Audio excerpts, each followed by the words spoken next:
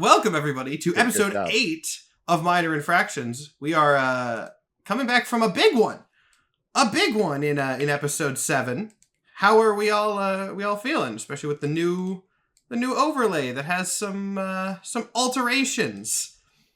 Yeah, Nikhil, you're playing someone named Janine now. Hold on, I'm fixing it. Screen.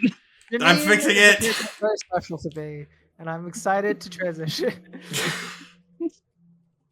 Okay. Why is Mike like so almost perfectly centered in Nikhil's frame? How did this happen? I didn't change the settings. All right, twist for today's episode. We didn't tell anybody. We're all playing each other's characters. It's going to be awesome. For the most involved backstory episode, probably.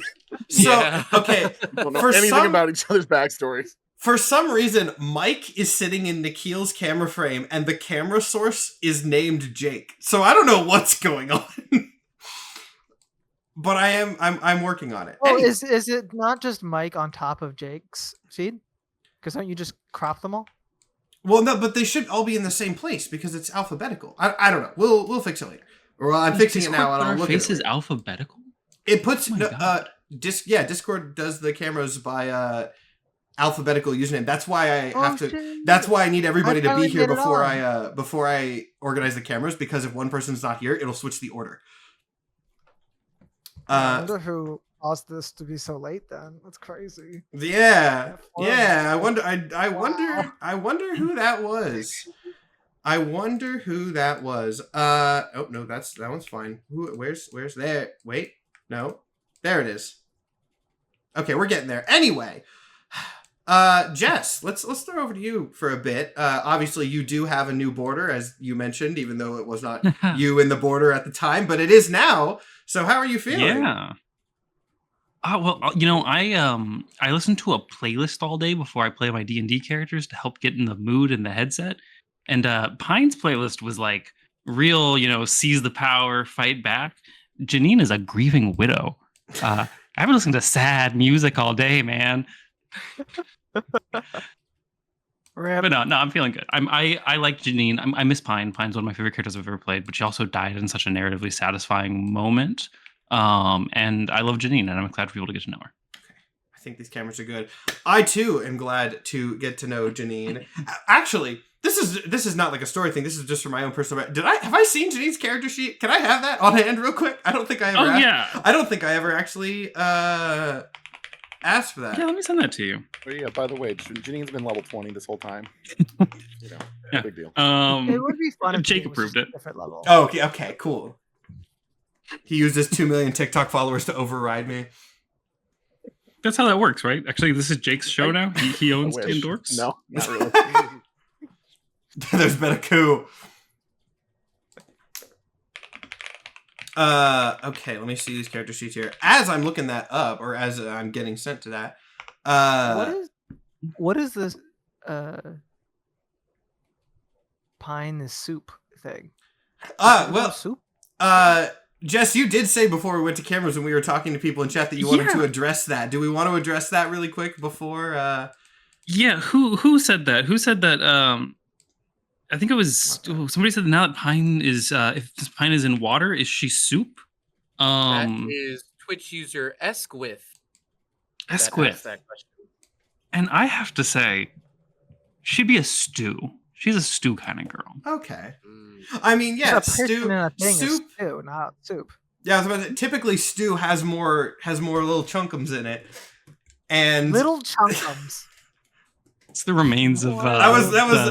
I channeled some my brother and me energy into that quote. I hope. Yeah.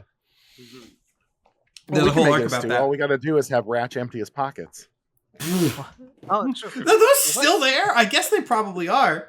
Yeah, I mean, I never was I got rid of these, so yeah, just carrying bits of. They'll come in handy one day. Maybe not this campaign, but that's for the audience to imagine. 10 years down the line, the exact perfect need for bits came up, and Ratch used them.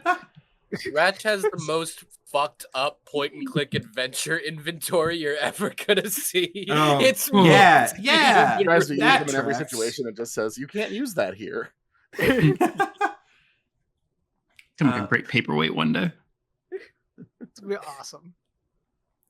Oh, that's why my camera looks weird. I was like, my camera looks weird. I had duplicates of my camera up, and it was staggered just so that my curtain was like extended to double length, and I didn't realize. That's a little better. That actually has me sent. There we go. That's probably why my camera looked weird, people in chat. Anyway, now that I've taken way too long to fix the cameras, does anyone want to take the recap for last episode? Everyone had such good moments. I feel like anyone has justification to do it. But who wants to step up? I feel like it should be you, Jess, if you can. Yeah. So the one who by definition did speak the least due to, the death. Yeah, so combat started, right? Shepard opened fire on a group of people, and then Pine died, and the witch in the combat got away, and there was a lot of running away very quick. The party carried a corpse, the corpse of the person who killed Pine. Also, they buried Pine immediately and did not take the corpse. The corpse of the soldier that they brought had some tracking devices, which gave up the location of Shepard's cool secret base, which is not great. There was a lot of moments talking about motivation and characters and why people do things. Rhett Hatchett murdered a man who had surrendered, and CL tried to lawfully arrest somebody, which feels like a nice switch of what had originally happened.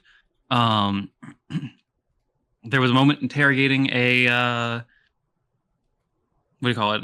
One of the dead soldiers with Speak with the Dead. They did get a classic Speak with Dead. You only have certain questions moment. That was fun. Found out that the timetable was moved up.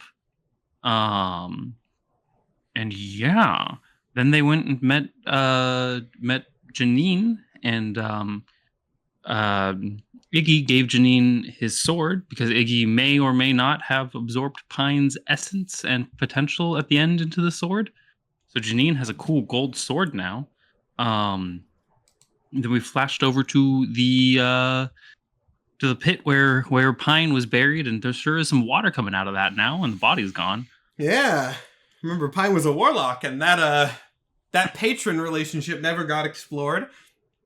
The one thing that we should probably run over, not that, I don't actually know how much this sort of conceptually will matter in this episode, but the plan of the U.S. government, specifically the type of resource that they were extracting, was revealed. They are using some sort of magical process, channeled at least in part through Catsby, to literally steal like potential and essentially like storyline from entities, which they are then refining into something that is basically literal physical plot armor, which details on that you can go, you all probably watched the last episode. If this is your first episode, you're about to have a hell of a 3 hours.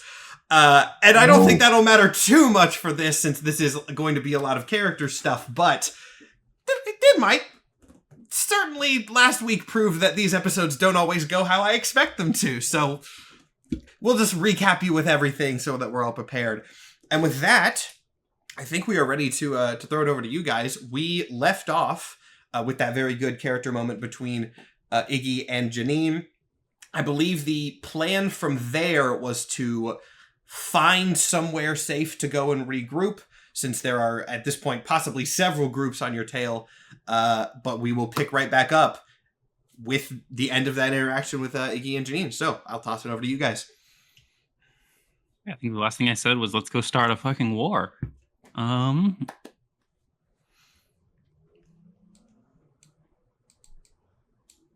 Where's the castle? We actually don't know the way. I've never been.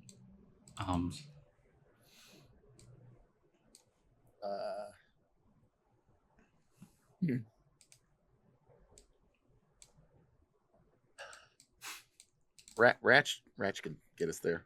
Ratch knows how to get places. To the castle? Yeah. We can go back to the castle. Wasn't that the plan? We're gonna go tell the king that his highest ranking official was murdered by the what are these people called? The US government? I believe it's an acronym. I do. So Shepard has said United States government to you at least once or twice. Dang. I don't know how much that would have stuck, but the specific Also, we don't know branch. where U.S. is. Yeah, or us. the specific branch that you guys have seen is the United States Arcane Corps, which is labeled USAC, which to you guys is squiggle squiggle pointy thing squiggle, so or curve squiggle pointy thing squiggle. That's true. Hey, wild thing that I didn't think was going to come up.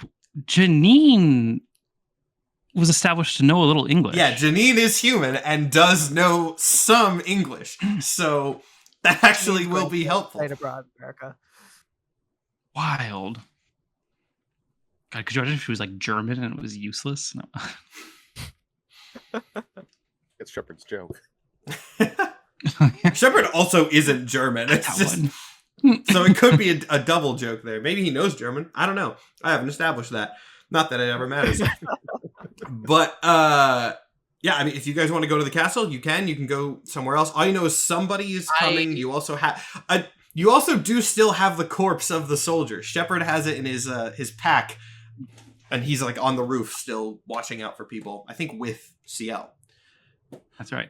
Doesn't have to be the castle. We just need to go somewhere. I need to do something. Not doing anything means thinking about what we should do something. CL, I think, is going to call over from wherever he is. I hate to always play the role of spoiler, especially for this grief-fueled rebellion machine, but we should keep in mind that the king is benefiting from his relationship with this government, and we cannot be sure that if we bring this matter to him that he will be sympathetic or give a fuck at all, frankly. Yeah, well, I don't know how much he knows of the actual workings. I mean, it seemed to be going through Valentine, so and I mean that's still fresh. Yeah. So The king did have a phone, so he seemingly knows something, but at the same time, he also was pretty willing to just kind of give it away. So how much he understands is up in the air. Pepper, did you ever end up unlocking that phone that I gave you, or that thing that I gave you? Oh, it's a phone. I've said phone. Well, I yeah, think- but I don't necessarily know that. He's like, yeah, I poked at it. I had to go and deal with the encampment up there. I wanted to go and check on it, but I think I got it open, or at least pretty close. You want any specific info from it? I can see what I can find.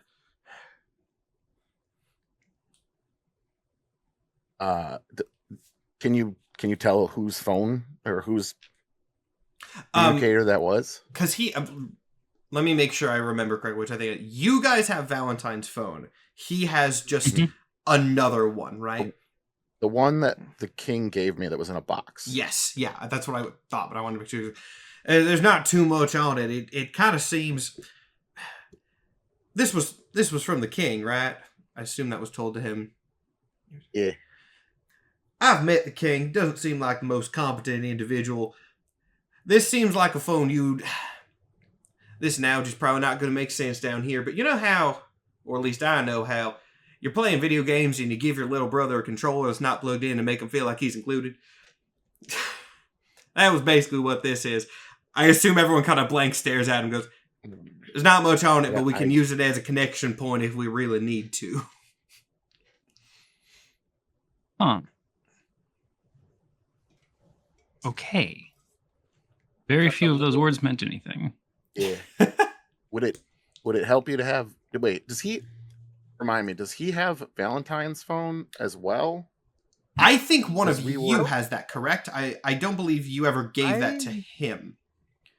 Because I don't think we should have it. the last time that phone was, I think, seen was the jerky incident. Because that guy was Yeah. leaving with it and Pine It is. fixed I was just that. trying to remember. It is possible was- that Pine had the phone. I did say Well, last I- week that we anything that took was everything on that Pine's we needed to, inventory yeah. could be transferred. Okay. So if Pine took it, any of you can have it. If Ratch took it, you have it, is essentially the thing. That was the last time it was mentioned, so one of you can have it in your possession. I would Yeah, assume if that I- you would have it. I don't think any of the rest of us even checked the body, Yeah. technically. I don't think Ratch has it. So if I remember correctly, we got information out of it the first time because Pine could read any written language. Yeah. Is that how we? Because it's a bunch of text messages that we couldn't understand because they're in English. Yeah, I remember because there was the whole thing where you guys were considering dunking it underwater so that Putting Pine it could in read water. it, and were concerningly close to trying that before Jess realized it was not a real requirement. It did dawn on me like a day and a half later that it would have broken the phone. Yeah. Oh, really? A Yeah. day and a half? That was You a day joked and a about half it when is- you said it. I was like, oh yeah, but it'll be a little wet. Like we can read it. It's not paper. Yeah, again, you were concerningly close to just I probably wouldn't have made it break, but it would have been harder to use.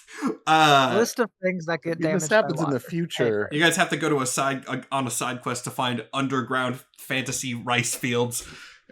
I was gonna say in the future phones would be waterproof, but no. I mean, you planned haven't. I don't obsolescence. think you've They're seen just gonna Agents of break Hades quicker. 2 yet, Jake. But the No. company that makes those phones is in there, and I wouldn't necessarily trust their construction. Anyway, you do have both phones. Is the point? The Right. Kings can do. It is a point of contact, but does not have a lot of sensitive information on it, so it has value as that. Also, I'll let you come to that conclusion on your own. But Valentine's also. Flesh phones. Someone just commented flesh phones. It might be. I don't know what that means. Matthew. So I'm gonna Watch Agents of assume that Hades. assume that I grabbed Pine's phone and I'm gonna pull it out of my pocket. This one probably has a lot more information on it, and none of us can read it. So if we're gonna be working together, if we're gonna be trusting each other at this point, it might be more beneficial for you to take a look.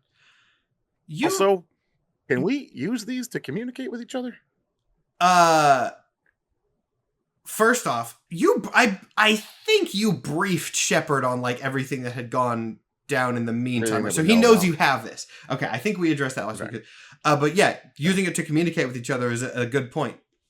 Shepard holds out his hand, takes both of them, does some things that he does not explain, puts the numbers in, explains how they work. Yes, you can now use them to communicate with each other.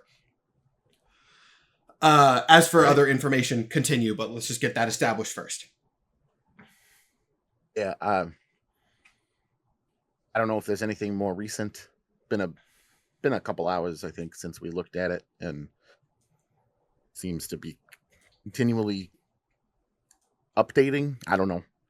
Like I said, I would say the constant messages to Valentine eventually did stop as the backup plan was, of course, eventually put in place. But Shepard, takes it, reads over it, kind of comes to the same conclusion that you guys did.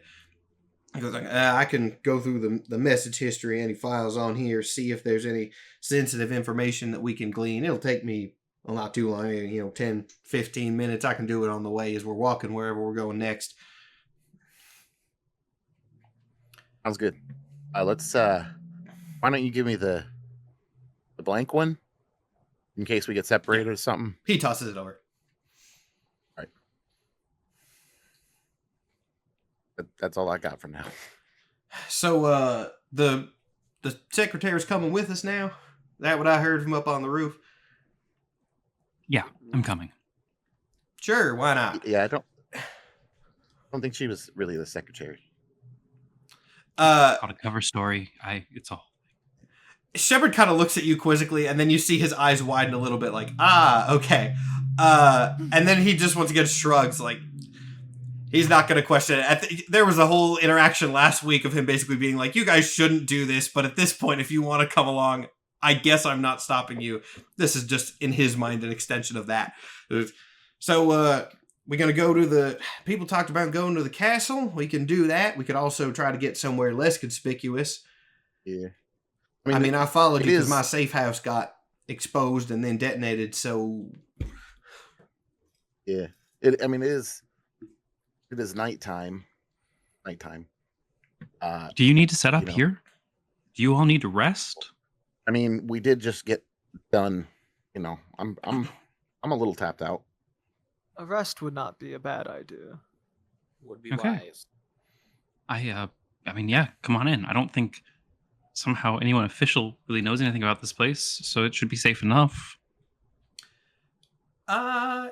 Yeah, I don't think there would be any reason why you guys would believe counter to that right now. So, sure. Shepard's going to suggest people take watches, obviously. Mm-hmm. And yeah. just for the sake of drama and maybe it mattering, I am going to make you choose an order for them amongst yourselves. CL only goes into trance, so he can Yes. probably be on at least 3 of the watch shifts. Yeah, you don't have to go through a complicated schedule, just a rough who's going first here. I could take first watch. I'll go I second. don't think I'm going to be falling asleep anytime soon. Anyway. I guess Janine takes third watch. Probably not sleeping much soon either. And then Shepard will take fourth. CL, you can kind of just pick one of those to not be on at your leisure. All right, let's make some rolls and see what. For the purposes of what happened last time, it's Ratch's watch that he's not going to be on. We're not sitting together for like 2 hours. Got it. Rash and CL are not friends. That does make sense. Okay.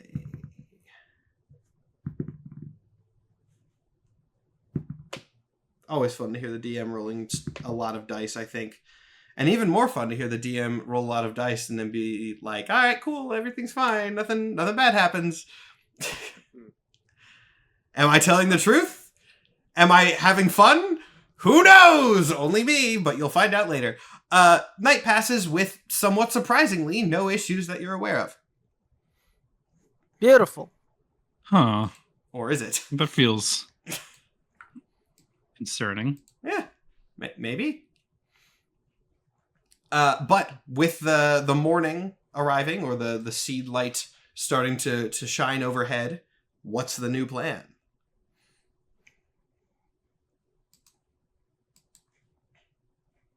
Probably the castle still. I think that was the only solid plan of action we had. Castle still works. I just wanted to confirm. So you guys are going to make your way over to the castle? Yeah. I guess I should ask. I assume everybody's going together, but this party does have a tendency to split into multiple groups, so I should be clear. I'll go to the I castle. All right. So with that, you make the journey you've made several times to the castle. Now, I'm trying to think. Despite the castle having a stressful couple of days, I don't really think anything horrible has happened in their purview since the last incident. So things are kind of The turkey man? that things are starting to calm down at least a little bit over there. No, panicking and rushing around as much as after the murders that happened.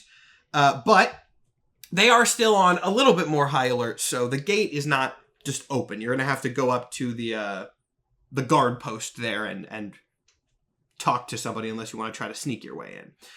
Which I'm going to... I'll talk to him. All right, cool. You head up to the guard. Guard looks... Let's see, just out of curiosity, maybe it's someone who recognizes you. I'll give you... Nope. It's a guard you do not recognize, does not seem to recognize you, greets you with, name and business, standard procedure. Hello there. We are here to deliver some very pertinent news to the king about the highest ranking official in the land outside of himself. This random guy kind of looks at you and goes, I'm sorry, who are you referring to? Sir Pine, the knight, the one real knight in this whole place. Now we have a very fun calculation for the DM to make, which is how many of these guards actually know what on earth was going on with that whole Pine situation? Because the king did not make any sort of official decree. It was... Do we have whatever paper that we showed the first guy? We have the paper and we have the document laying out what a knight is and does. Right. All right, cool. Provided. I do love that image of just like, here's my official documentation saying I'm important. Here's the paper that actually explains what that means. But yeah, you slide both of these things across the table. The guard kind of looks over it, very confused, but seems accepting enough. Goes, and what happened? Is this Sir Pine here? They perished fighting the She's- forces of evil. The forces of evil. You okay?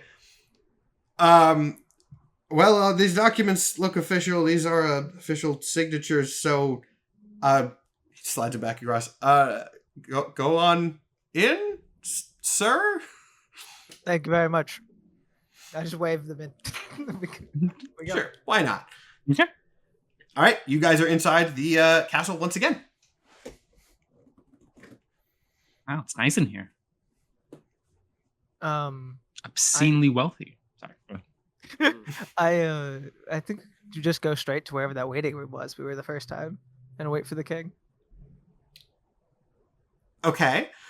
You guys all go to the disused waiting room that no one ever checks. Yeah. I don't know we all any yeah. go to it, It's about like We should go to the throne room and Fine, tell we'll go to the the king throne room. we are here. Forget process. I was Fine, CL. Nikhil started go that walk being I know like straight in. you're in here. I know We're- you're in here just because you think they snuck in another bong, and you're not gonna. I was be gonna able- say, can I roll a perception check to see if there's a new bong? absolutely. Oh man. 18. 18. Yeah.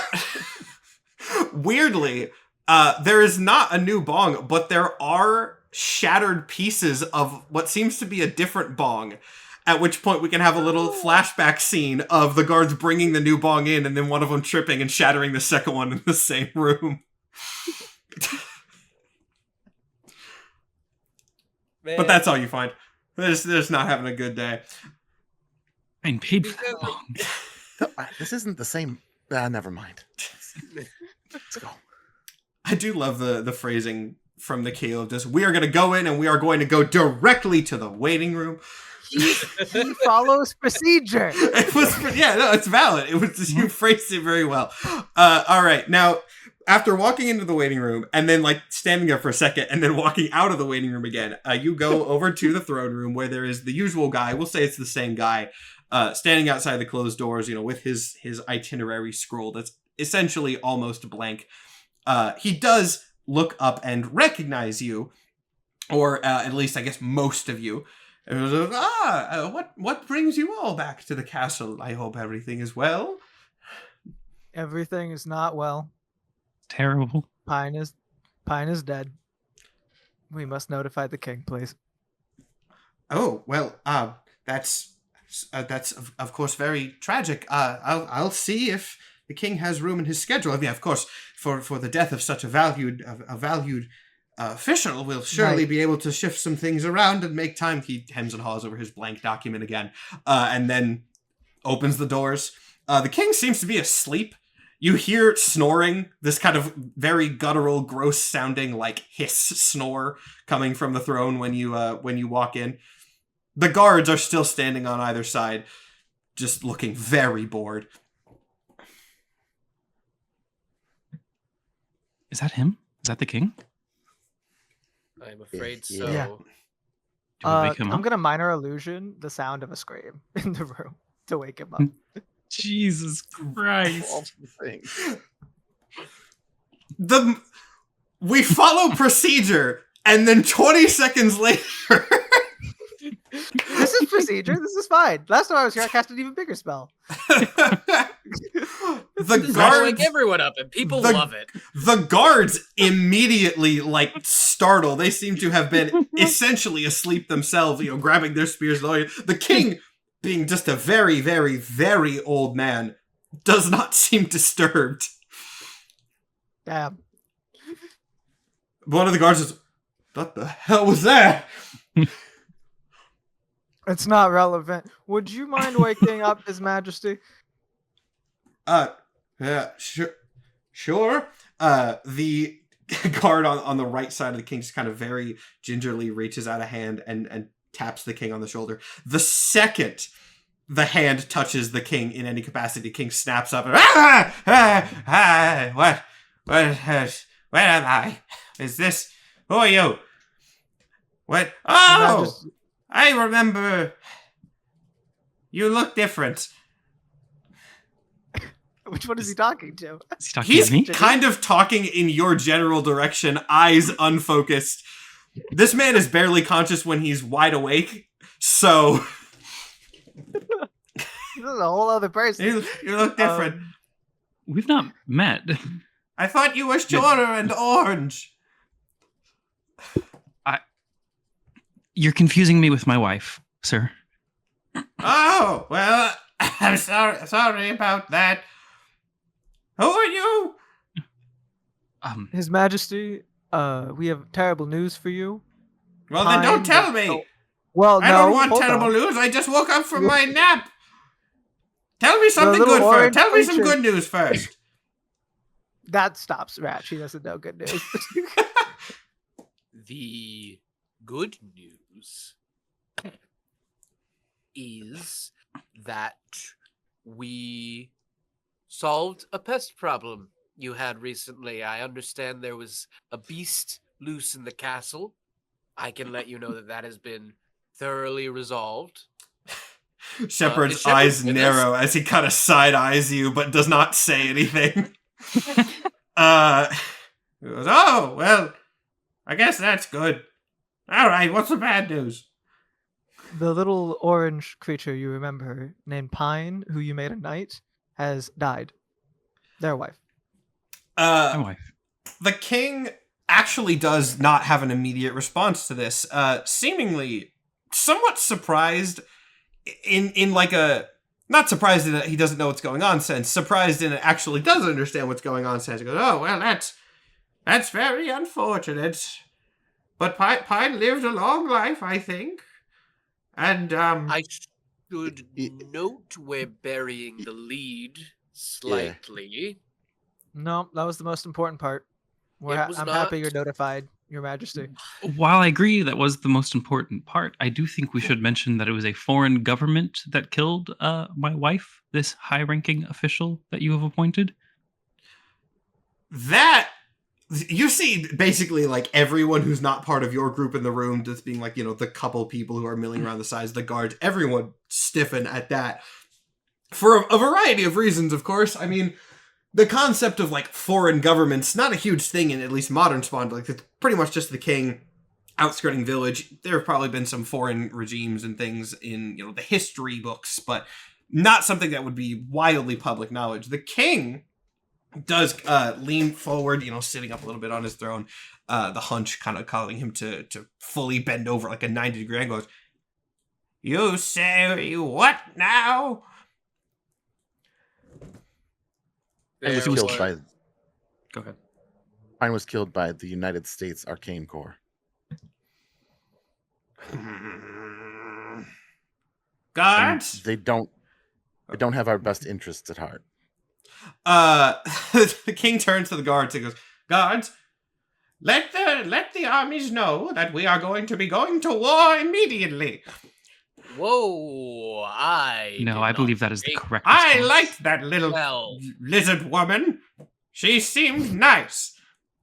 And Um, now we're going to slaughter them all like sheep. I thought Ciel you might feel this way. takes a couple steps up and kneels instantly. Not to doubt your judgment remotely, my liege, I'm sure. to Okay, sound, then but don't. Surely there is.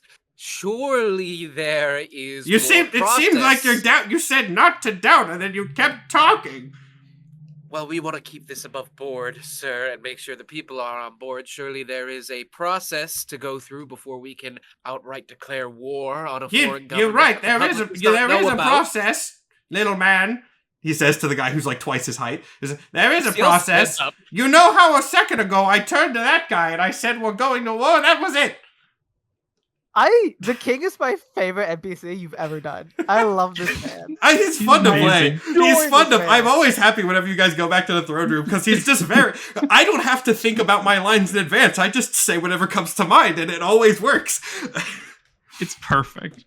He goes, yeah, that was You it. sound like you're Seems like doubting me. Ratch. You said you weren't going to. There was a process, and it was the guy. You see how he's going? He kind of points to the guard who's quickly like jogging out of the room. He's like, you see how he's going over there? That's because that was the process that I said. And the And I- health of the kingdom, sir. We know very little about this foreign government. but I they know seem plenty well- about them. I've been talking to them for years. So, I don't think I was supposed to say that, but fuck it. what were you talking about, my liege? Oh, lots of things. They got cool stuff up there. They were going to share some resources, and we were going to share. It was a whole trade deal. I haven't done one of those in centuries, but I think it was pretty good. I still got it, if I do say so myself. What Honor. exactly? Huh? Go ahead. No, I like Your him more Honesty. than you. You shut up. It seems a lot more like they have a take stuff deal rather than a trade deal in mind. In fact, they already have started. They already. Well, they were supposed to start some stuff. Valentine was handling most of it. But what did they take already? I already know, of course, because I'm the king. But what? Just so that I know when you know, you tell me.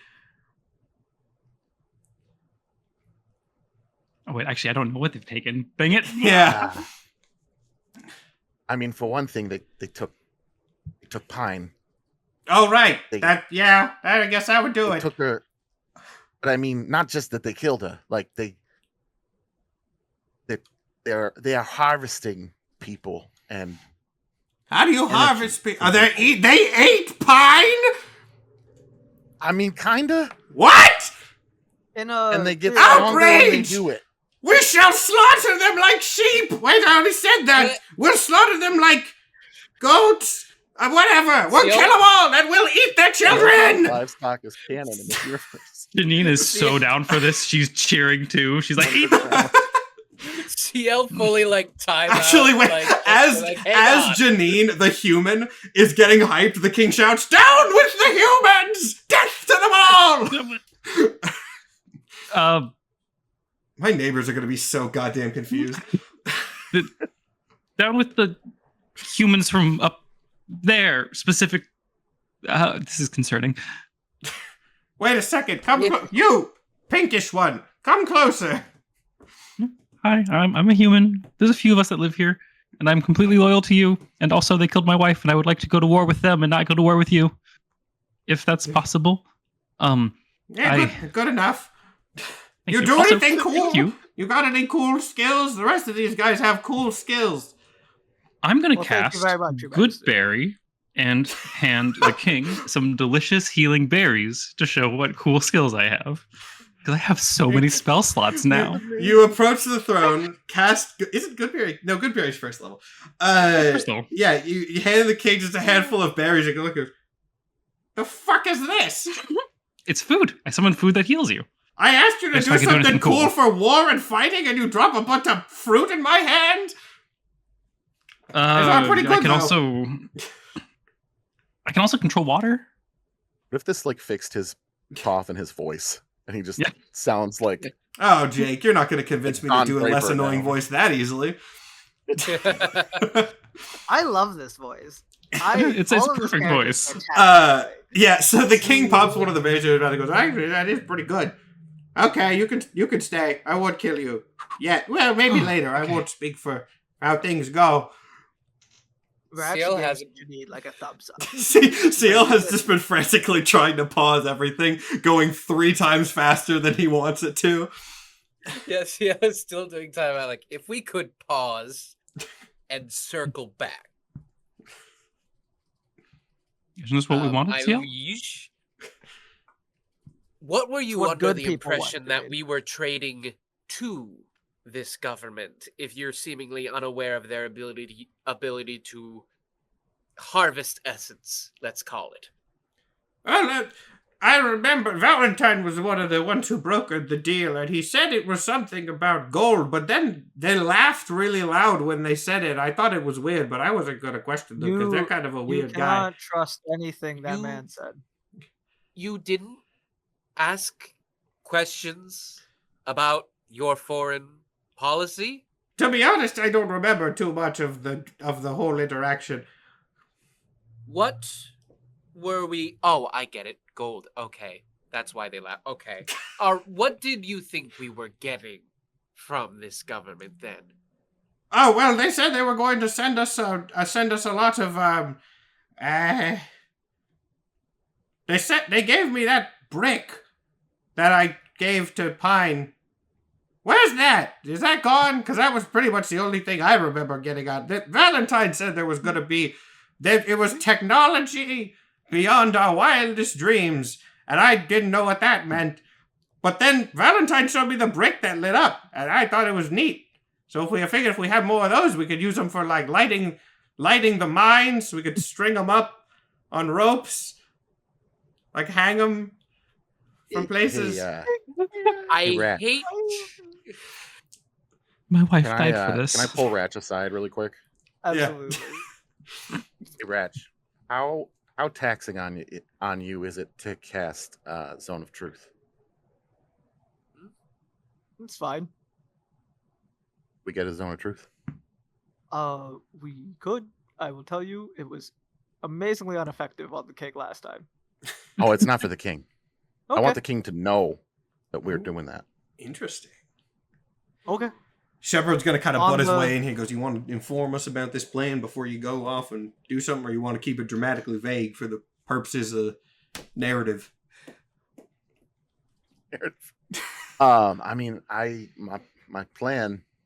Now we're just like huddled in front of the Yeah. Oh, the king but- can be but- so easily distracted by one Good, person. good, It's what are you saying? don't worry my, about it.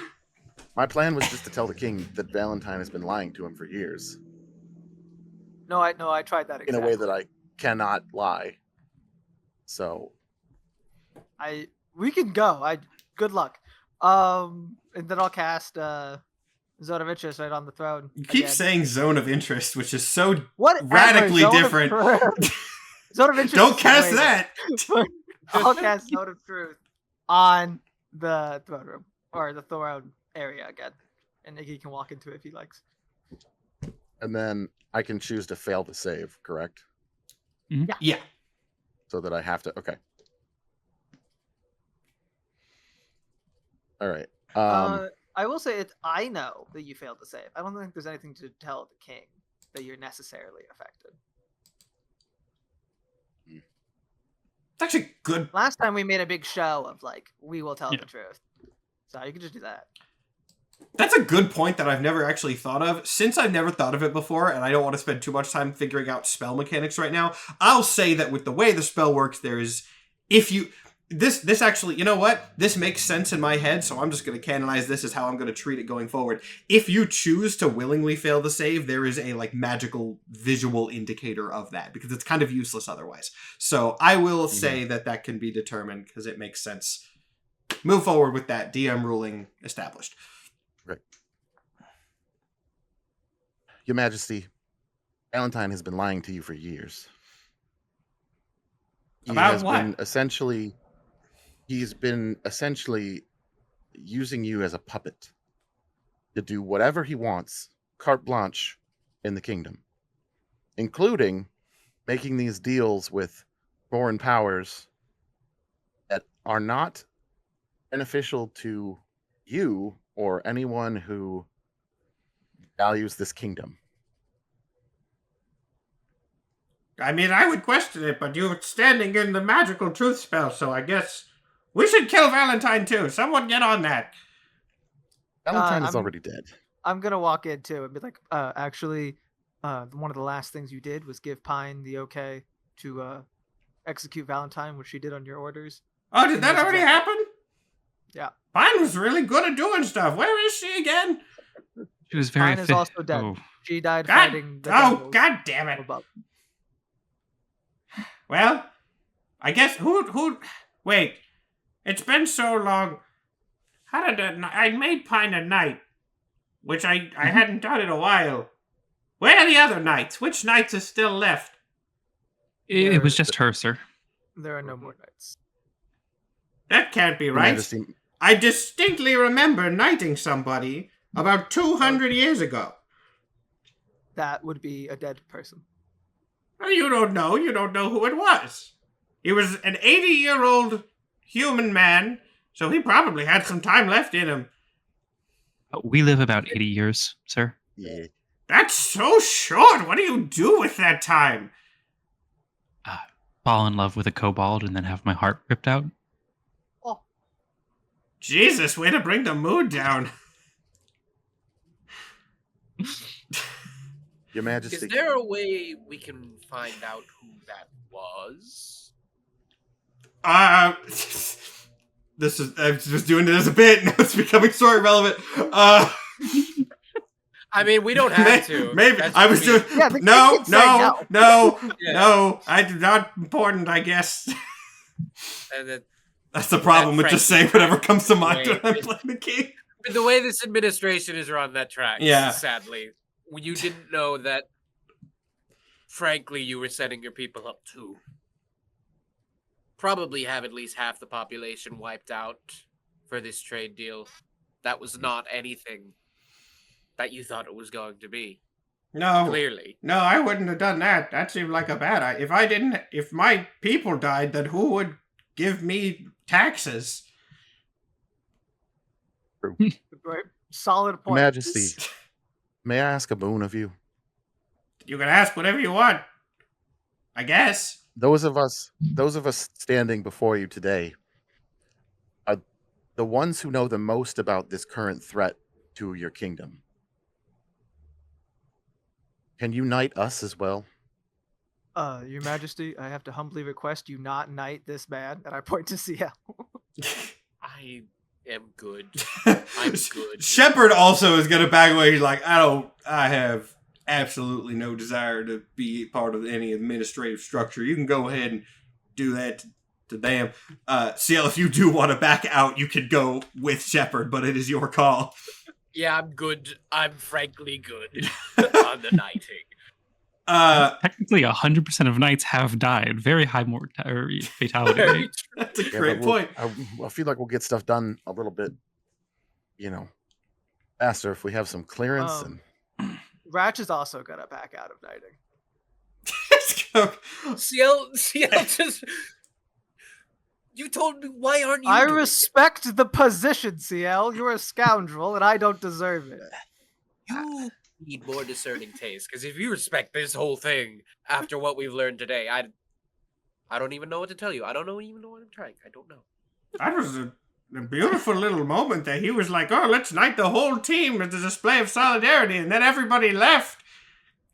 Is I it think they're just because... afraid of power. Your decision of who should be knighted is all that matters, Your Majesty. What if I just pointed at you and I said you were the only knight? That'd be funny. I would be honored, but I'm not going to request it. What if I pointed at him? And he points at CL. I would dart around the room, so you stop pointing at me. I do not want to be knighted. Oh, he's funny. I like him now. But the dwarf. Yeah, sure. Where's the somebody? No. Give me a sword. And he kind of like grasps for a sword from the guard that's still standing there. He's like, get up. Well, you're actually already in the zone of truth. He goes, get in front of the throne. We'll just do this quick. And he goes, what's the speech? I did it for Pine. Maybe I didn't do it for Pine. I don't remember the protocol. I guess I'm the king. I can decide. In the name of me, I give you the night powers. Dink, dink. Sir Iggy. Sir Iggy! There you go. Not. Are how the I rest thought of that was us? gonna go. Do you want night powers? You have to share with the way that I think it'd be lovely to share with you, Iggy. All right. Please don't make me be the only one. She's just gonna walk up to the throne as well and kneel, and, head down. In the name of me, I take some of the night powers from him, and I also give them to whatever your name was. Dink, dink. Thank you. It's Welcome. Janine. Nice to meet you. Nice to meet you Alish. too. My new boss. Oh, that's weird. Anyone else? You? He turns to the guard at his right hand. I'm just kind of handing him out at this point. And the guard's like, no, it's fine, sire. I'm okay in my position. If I could be so forward, my liege, in my new position, to request one more thing of gracious majesty. Make it quick. I want to get to the war already, but go ahead. This will directly aid the war. Good. In this last battle, the one where we lost Pine, I lost a weapon, and I would like to replace it. If I could have something from the castle storehouses, that would be beneficial to me. You want to use the night armory? No one's been in there in a while. I mean, that, or if there's anything, I think there's magical Armor, crap in the night yeah. armory. Yeah, that'd be great. All right. The king is standing and goes, I haven't been there in a while myself. I want to go too. He kind of pulls himself up to his height, jumps off the throne. Thanks to the size of the throne, he actually is net shorter when he's standing. Kind of goes like, all right, field trip to the armory. And then kind of just starts waddling off without really looking back. I'm having fun playing the king today, so we're just going to keep doing king scenes with the... also, Hell this yeah. has nothing to do with the fact that I did find my box of magic item cards in 5e, and now we're going to look at them. That's what I like to hear. Yeah, I'll give you guys cool magic items before the end of the series. I'm going to start looking through these and finding something fitting here, because I don't know where the weapon ones are. But yeah, it's going to take a bit for you guys to get to the armory. So any conversations you would like to have with the king or amongst yourselves, go ahead. I just kind of look around at everyone but Janine and be like, really, guys? Really? What? What? It's just, I mean, it was, we kind of become a, ragtag team here, whether we like it or not. I thought all of us having equal power in this administration would help us get shit done. Iggy, I can give you a sentimental answer and a realistic answer. Which one would you like? The one that doesn't have any bullshit in it. Well, do both then. Iggy, you are the best of us. Best in spirit, best in morality, clearly, possibly best in combat. And I have no fucking interest in getting involved with this kingdom because it is likely going to fall in the coming war. Like, we're declaring war on a foreign government that we have no intelligence on, that we have no idea the scale of, and we're going against it with a kingdom that has been established to be crumbling. Shepard's going to lean in at this stage and goes like, not to bring the mood down even further, but I have a little bit of intelligence. This situation's looking worse than I thought it was. Because he points at the still shuffling king. If that's your leader, our leaders are called presidents. I thought they were bad. And goddamn. I think Iggy's our leader now. Oh, I guess me too, actually. I mean, and about this for a while. I didn't think we could just ask the king. Sorry. So, CL, if the kingdom does fall? What's your plan? You live here He'll too. turn his back on us. That's what he does. CL shrugs.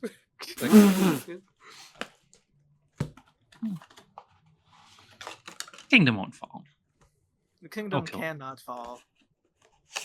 I believe the saying is Well. that I'm playing it by ear. Yeah? Actually, I Cowardice? do take it. What'd you say, Reg? Cowardice. Sure. How big is our army? I was not aware we had a standing army. I assume you're asking the king this. It's just a room. Okay, King yeah, the included. king kind of calls back over his shoulder without turning around. He goes, oh, well, it's been a while since we took any sort of census. We haven't needed the army in a while ago. It was quite strong, though. Lots of fine young soldiers when I last checked 150 years ago. We have the fake knights. We have you two. We'll be fine. Yeah. Did we recruit the Green Rock gang? No. Well, I mean, look at actually, Iggy. It's proof that a criminal can reform and become a great person. He's a knight of the kingdom now. Did An I? office that you respect. Wait, he's a criminal? A former, No, reformed. no, He's a great no, man. no. He's a knight now. It's wiped from the record, practically. That is an important thing to consider, because the Green Rock Gang is also abreast of this entire thing. Yeah. And we don't know where they would fall in a potential conflict. That is Now, we actually can't a tell very the good king point. that. It would be worth I mean, trying to know it. I'm pretty sure they don't want to be harvested. It would seem so. So if we can relay to them that the U.S. government is an enemy, and with their forces, there might be a chance for Spondalik surviving the upcoming conflict. Yeah. Plus, they all did seem to. Oh, wait, no, I don't know that either. I'm a new character. Fuck. I mean, Javis might owe me a favor at this point. Shepard speaks up and goes, I know I've expressed my disdain for them in the past, but at this point I think we're going to need all the help we can get, so it might not be the worst idea in the world. Oh, hey, you have friends, right? I have coworkers. The first time. Your coworkers aren't your friend. We'll get to your personal problems later. I believe the first time you were in my house, you mentioned an organization called Narthex. Yeah, Can you call reinforcements from Narthex? I suppose I could. I don't know how, let me put it this way. I'm the guy that Narthex typically sends when they need something to be done cautiously. If I call any of my coworkers, the odds of collateral damage rise. I certainly can, but they're less subtle than I am. They're, Well, it's going to be a war, Shepard. There will be collateral damage, and it will not be subtle. What? How collateral are we talking? I don't want Look. civilians getting hurt. I can put out a call. Honestly, I'm sure many of them would love to see this place. But this will be a longer conversation that we can have later once we're done and out of this castle. But to summarize it quickly, my co-workers can best be described as fanatical. Nothing wrong with fanatical. I'm about to say that was quite concerning, actually. Yeah. Yeah, you see, I don't know if y'all remember this. Remember last time I said they'd like you, Ratch? You're proving my point there, pal. We think ties together. Look, I've been looking at this phone while we've been walking. Once we're out of this armory and we're all geared up, we can have a discussion about calling reinforcements. Be that the gang, be that my co-workers. However. Right, let's gear up then. I've never really had a magical item before. Yeah, Exciting. and I've got a gigantic stack of them. So it'll be fun. And I'm in the mood to just kind of hand them out and then deal with the consequences later. So this will be interesting. So as you guys have been walking down this hallway having these conversations, it does not look like the most well-kept hallway. This is probably not too surprising, but like it's dusty, there are cobwebs, there are torches on the walls that are not lit. The king grabbed one at the beginning and is using that as his guide down the hallway, but it's very flickering light. And then when he comes to the end of the hallway, there is a surprisingly ornate, though still very dusty door. And the king kind of starts fiddling with the lock. He goes, "Oh, it's been a while since I had to open this, but I think I got it somewhere. There we go." He starts pushing on the door. Does not seem to have the stature to open it himself, as it is metal. And kind of just keeps doing this until someone steps forward Ratch leans over and pushes the door open over him. Ratch leans forward, pushes the door open, causing the king to just fully stumble forward into this room, which is pitch black. No windows, no torches. The king was holding the torch, so that goes out as he trips over it, essentially. But then, after this moment of brief darkness, the king kind of picks himself up and claps twice, causing these series of magical runes around the border of this room to begin glowing with golden light, revealing, despite being covered in dust, a wide variety of cases and racks and chests full of all sorts of various things, all very fancy, seemingly magical. you guys can roll perception. You can make whatever checks. You can look. You guys have an armory at your disposal. And while I'm going to not let you take literally everything from it, I'm going to throw it over to you guys to ask, like, what kind of things you're looking for, what you want to investigate. This is we're going to go into the finale parts next week. Everyone kid up, have fun before we get to the traumatic backstory. Yeah. Okay. Mike, yeah. So real life context, I've never used a D&D magical item. So I'll be looking for campaign specific stuff. Yeah, but I'll go into, Realistically, for this is context, probably- I have a box of official ones in front of me on cart. And so what I'll do, you give me like a pitch, I'll look through my box, see what we have, if it's not too overpowered. And then I'm going to tell you the name. You can literally just Google the name, add it to your inventory. Because again, these are not custom. These are like actual Yeah, things. they should all be in D&D Beyond. Yeah. Well, I wanted to look for anything that might look similar to Catsby and the gold technology we've been seeing that might be in this armory. Interesting. I see your deck of established things, and I That want is very things funny. made up. Give me an investigation check. That is. This is how I get exposed that I actually just ripped all of my custom magic stuff from D&D official sources. I got a 14. A 14. Yeah, you don't really find anything specific. However, just to... Well, no. Well, I'll do that later. No, you don't find anything super specific. Don't take that as a teaser for anything. It was a bit that I'm saving for later. Don't worry.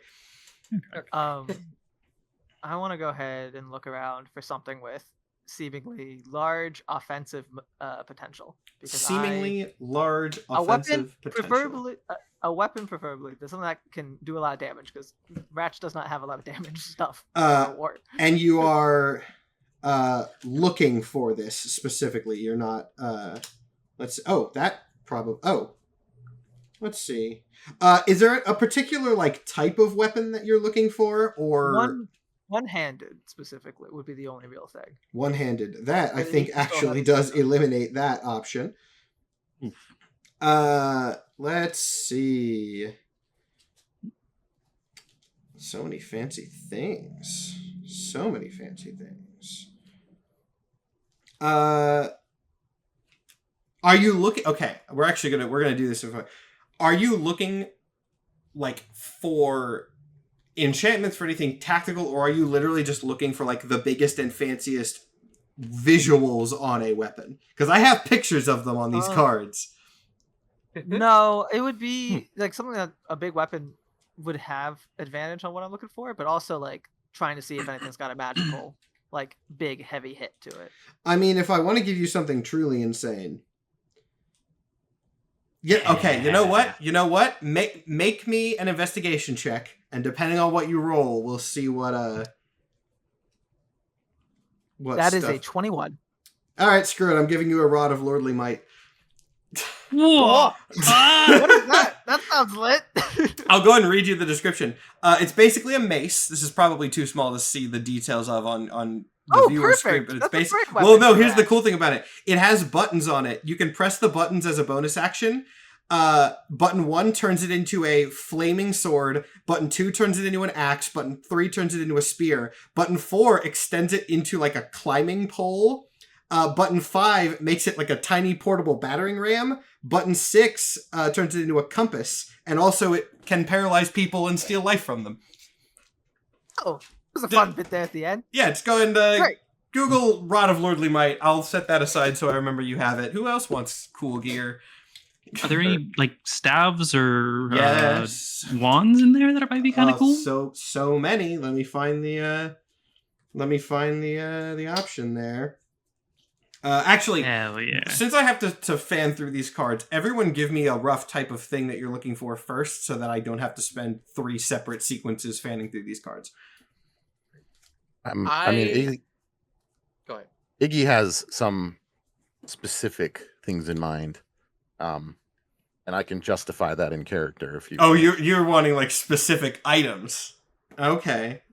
We'll mean, do yours yeah. last. Seal, what are you looking for if there's like a vibe? I'd like to I don't necessarily want to lock into it, but I want to Yeah. look to see if there are any traversal-based items CL could look at. Ah, okay. Let's see. That's a wild. Oh my god. Jess, you like commitment to the bit, don't you? Oh, you know I You do. love you like committing to the bit. All right. Make me an investigation. You know what? No, for the sake of commitment to the bit, I'm not even going to make you do an investigation check. As you look around for a magical staff, you do find the staff of swarming insects. Oh, I'm just gonna add that to my. Yeah. That, I don't. that synergizes so well with a spell that I haven't mentioned yet. Swarm? It's actually not as insane, like power wise, as you would think. It's mostly as disgusting as this sounds. It's mostly like a camouflage ability, where you can like cause clouds of bugs to obscure an area, but you can also cast the spell Insect Plague or the much more terrifying conceptually Giant Insect. I have giant insect. It's great. Oh, well, now you can cast spell's it. fun. Now you can cast it more. You can read how that works on your own time. I know exactly how that works. Okay. Thank you. All right, great. This is perfect. Cio, you were looking for traversal-based items. Let me see what I Yeah. got for you. Let me see what I got in my We wanna- heinous box we of wanna- tricks here. We want to canonize and buff CL's scuttling ability. Okay, sure. Scuttle buff. I can do that. Scuttle buff? Scuttle Like, buff. it's a Little Spider-Man fucking or Lin-Manuel something like that. Miranda song. I know there's magic boots in here. That's kind of what I'm starting to look around for. I think that's probably going to be. Oh! Perfect. How about slippers of spider climbing? While you wear these light shoes, you can move up, down, across vertical surfaces, and upside down along ceilings while leaving your hands free. You have a climbing speed equal to your walking speed. So yeah, you basically can just walk on. You can Spider-Man it. Perfect. Literally the kind of thing I was imagining. Go for it. Perfect. I love the image on these, which again is probably going to be too small for you to see, but it's literally just normal slippers with spider webs on them. It's like Spider-Man merch. It's hilarious. Not a bit hot topic. All right, Iggy. All right. Iggy is going to sit down on the floor and reach into his jacket and pull out a book. The big book He is is things to going kill to- people with. No, he's going to open this book, and from what you can see, it is pretty tattered. Just a simple leather-bound book, no, filigree or anything like that. He's going to flip through it a little bit, look at some things, and then close his eyes. And I would like to. I don't know if this would be a perception check or an arcana check, but I would like to see if I can find my way to 2 specific magic items. All right, give me the items first, just for my note, so I know what we're dealing with. I'll look them up rather than fanning through 200 cards. I'm looking for the Cloak of Displacement. I've heard of that. Let me make sure I know the exact mechanics here. Okay, and Not like super OP or anything. No. I just want to. Yeah. Yes. And then the Luck Blade. Luck Blade. Let me read the exact text for the sake of myself here. Luck Blade, pretty much what you would expect. Okay, I guess I should also say, Luck Blade you can do as whatever different form of weapon you want. I'll leave it to you. You can pick whichever one.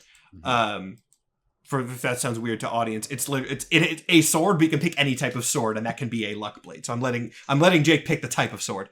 Cloak of Displacement is that. Yeah. Give me an Arcana check.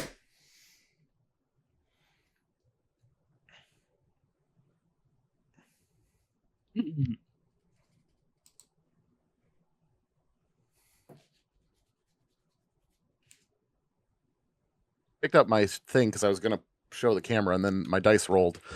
But it was a 19 on the die. 19 on the die? Yeah, you are able to find it. so You can sense 21.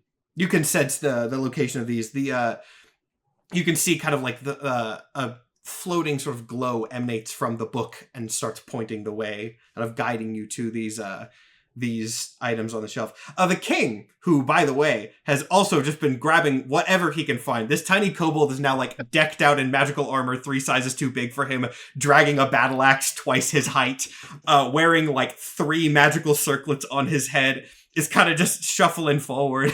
And he's like, "Hey, what's that? You find a cool? You got a cool book?" Staff? I brought this with me. No, you brought your own magic items from home. Aren't you fancy? What's it doing? Is it showing you the coolest stuff? Because if it's the coolest stuff, it's still mine. It's mostly just a reference book. It was my brother's. Oh, you have a brother. Now it's And now, did you steal his book? You shouldn't steal. No, I inherited it. Oh, well, sorry to hear that. I hope it finds you the coolest stuff. If it finds you the coolest stuff, you can have one of the coolest things. Right? And then he shuffles off to continue looting his own house. Actually, can I grab the king's attention really quickly? Yeah. Like, my liege, there's more magical items in here, I think, than we could feasibly use. Would it not make sense after we've gotten the coolest stuff to maybe spread this out and give a bunch of it to the army and to anyone that we recruit from Green Rock so we can just truly strike fear into our enemies? You know, that's a good idea, but I do see one problem with it, which is that if we take the stuff out of here and then give it to somebody else, then I don't have it anymore. And that's the reason it's in here, is because it was mine, and I would use it for the knights. Well, your lordship, if we lose the war, you won't have any of the stuff anymore. Wait, what do you mean? If the U.S. government defeats Spondylix, they're going to take all of our stuff. You mean all of your stuff, right? Because I'm the king. Typically, they take the king stuff first. What? No, that can't be right, because I'm in charge. In your reign, have you ever done a war? Yeah. Of course. And you have a broad understanding of how it works? Well, I won. And you won, and the place that you defeated doesn't have a ruler anymore. Yeah, because all the stuff is in here now. Because I took it from the... Oh my god! Yes, there we go. We got there. We got there. The king's eyes just go wide as he finally processes what is being explained to him here. And he just kind of shuts up, just kind of muttering to himself as he continues shuffling around, taking things off the shelves.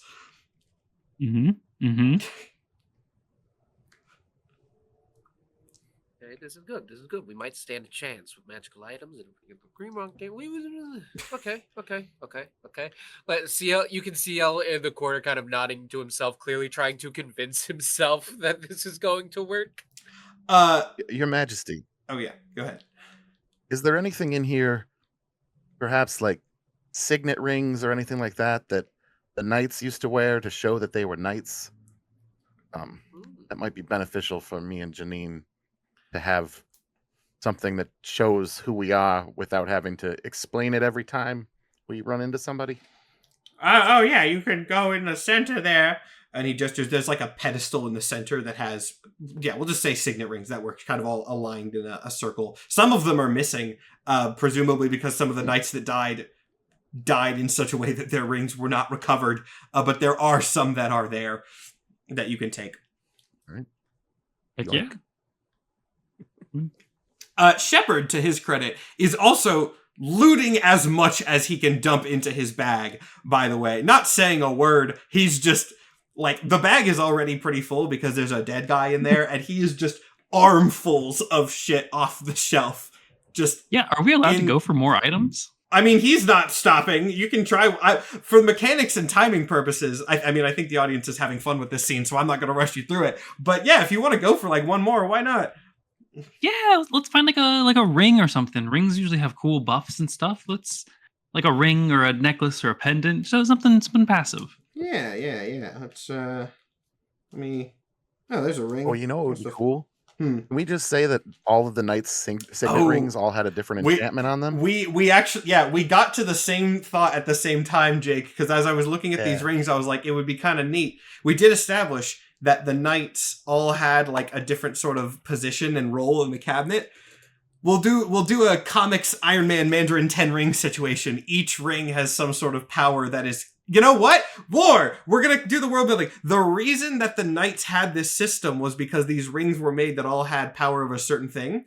And the way that the Knights took on the roles of their fallen comrades temporarily is they would just take the ring and then they also had that and they would be transferred around. Look at that. We made a whole government system literally just by improv nonsense. You're telling me these rings confer different powers to whoever wears them? Yeah. And just only to Knights. Do they summon a person? maybe. You don't know what they do. They're not labeled. I will say, if you guys want to do an Arcana check on taking the rings to kind of see if they have any like etched symbols or anything and try to go for anything specific. I think Janine would absolutely do that because she's a book person. Let's see. Wow, I have different stats. Okay. That's a natural 20. I don't even get to use my stats. Oh, yeah. All right, I found a couple ring cards here. Janine, you're a druid. Do you want a ring of animal influence? Would that be helpful for you, or would that be redundant? It would be a little redundant, unfortunately. Well, maybe actually. Hold on. That's why I ask. Yeah, animal influence ends up being redundant, unfortunately. Ring of mind shielding. Thank you, Dark for being the only person who got my joke. Love you. Ring of spell turning. Ring of swimming. Who wants? What is ring of spell turning? Ring of spell turning. While wearing this ring, you have advantage on saving throws against any spell that targets only you, not an area of effect. In addition, if you roll a 20 for the save and the spell is 7th level or lower, you rebound it to the caster. So basically, it turns nat 20s into bounce backs. Can I take the one that gives me advantage and a bonus on nat 20s? It sounds awesome. It's cool. It's kind of niche, but it's really good in those niche situations. So yeah, you can get the Ring of Spell Turning. Hell yeah. Iggy, what did you get on Arcana check?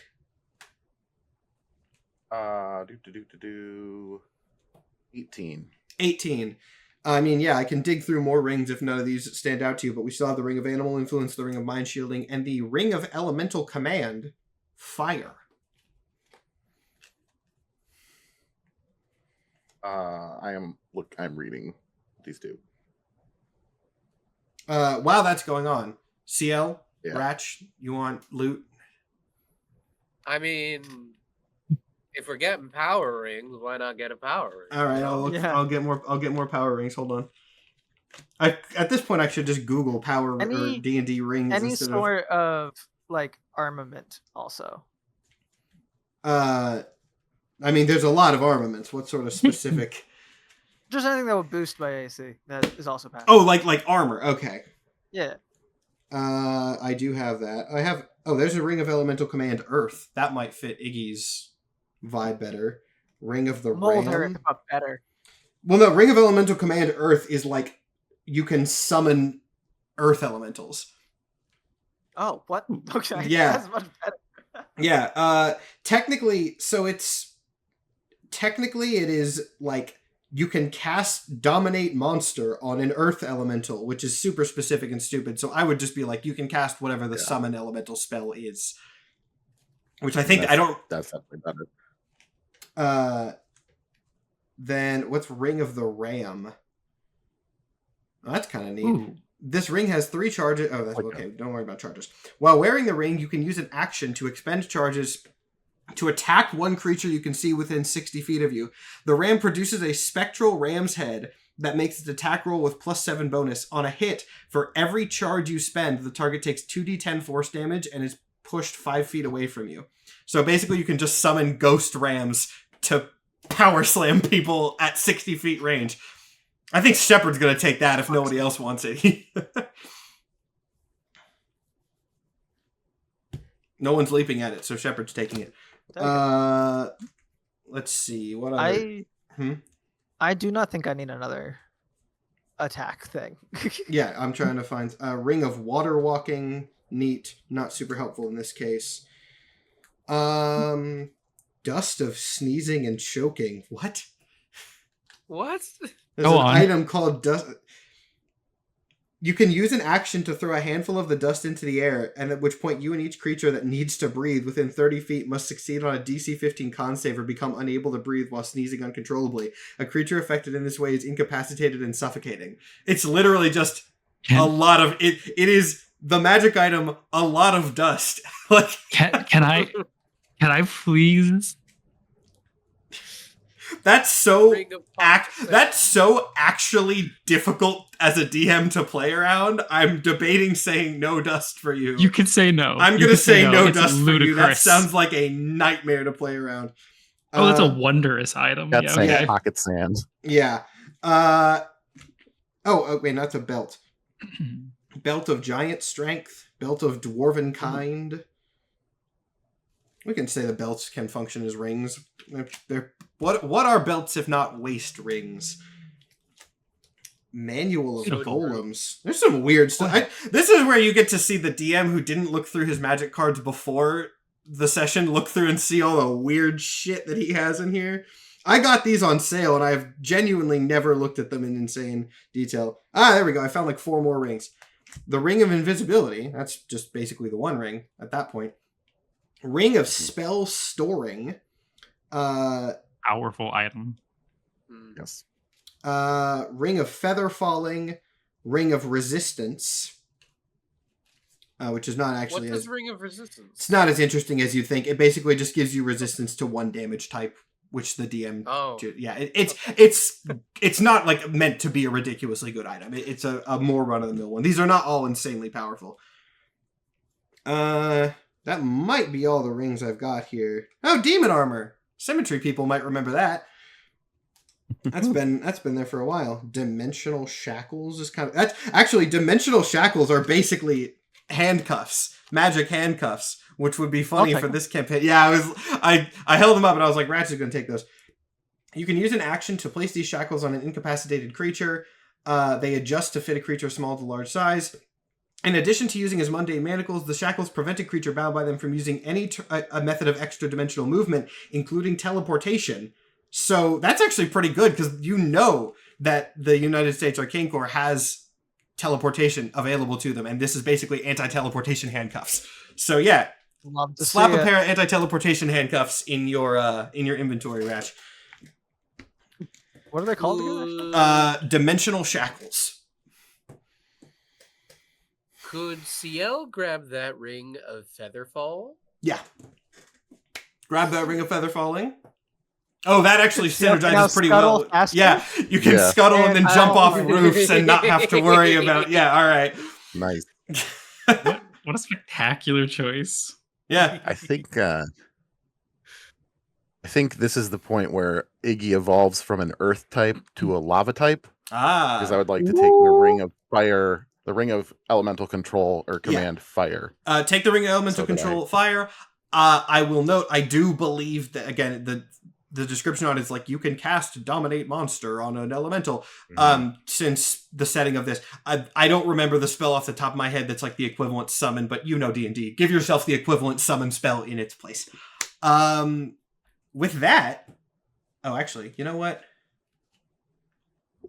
Yeah, Shepard's going to take that too. That's going to be Shepard's other, like, notable item. And I'm not going to tell you what it is. So, Oh, he's also going to take that because that rules. With that, I think we've spent plenty of time looting here. So, what's the plan? The king, we'll say that the king is kind of starting to get antsy and is getting louder and louder until you know he's probably going to kick you out at some point soon. Let's go to war. Yeah. Let's find some people I to give some think- magical items to. We should either take the whole party or part of the party to go on our recruiting mission we were discussing earlier. I think that's a good idea. I think before I go anywhere near any more of the Green Rock gang, I suggest we take an hour to get used to all these items that we have. Because technically we need to attune to them. Yeah, I'm not going to worry too much about attunement. Attunement's boring. But yeah, you can attune to them as you go. You can walk. Look, you can walk and attune at the same time. And yeah, you guys are going to go. Gotta get to know the weapons. I guess I should say, where are you going to try to have an audience with the Green Rock game? There are a couple different people you could try to go to. I think what we'll do is determine where you're going so I can think. And then that's a pretty natural point. We'll take our bathroom break and come back to do that scene. So where are you going? And then we'll pause. I have a buddy who's reformed from the Green Apple group. We can go Green get Rock. him. Whatever. The Green Apple group is a far worse gang that was eradicated 20 years ago. It's really just a gag group. There are other gangs in the history of Spondylix. They've just never Hey. come up. Maybe the Green Apple gang out of group is one of them. character. Wait, you have another reformed Green Rock friend. Who is this? I don't think it's another one. We know the same that's one. Batsby. Batsby. We're Yeah, not it's- going to Batsby. I mean, Gatsby could be helpful. He could. He's not getting us an audience. Isn't Elgon the one with the most people? Elgon's the one with the Yes. most people, Yeah. and also the Yeah. one who probably does view you the most favorably because you blew up one's house and killed the other one. So your options are really go directly to the Yeah. top and try to talk to Ozzy, who you've never spoken to, or go to Elgon, which I think Iggy is twitchy about, but is probably the Yeah. best option. We but could just I mean, Javis might be able to put a good word in for us with Elgon, at least to maybe balance out the fact that I mean, if I have to, I can cast Disguise Self on myself. He wouldn't even need to necessarily know I was there. You're gonna be fine. You're a knight now. And secondly, No. You can go back to the criminals. You're a cop. It's fine. how's Javis better than Batsby? I don't like that. I think Batsby is just I as mean, good. likely they're going to be in the same place. I mean, yeah, goons of a feather flock together, or whatever they say.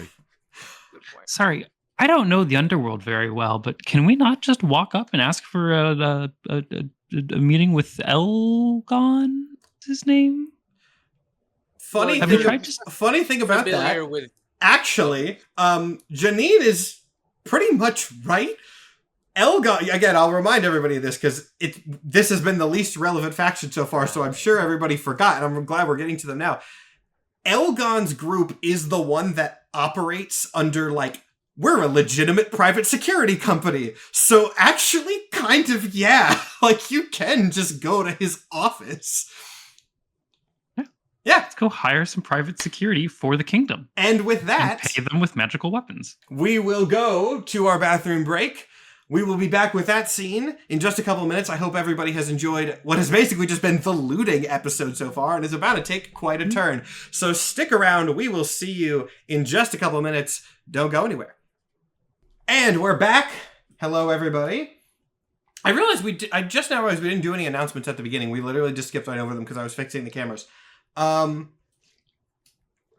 we have anything new, though? I honestly don't think we do. I guess I can go ahead and say, as a little bit of a teaser, I'm not going to give any details on this, but I was just telling the cast updates on this.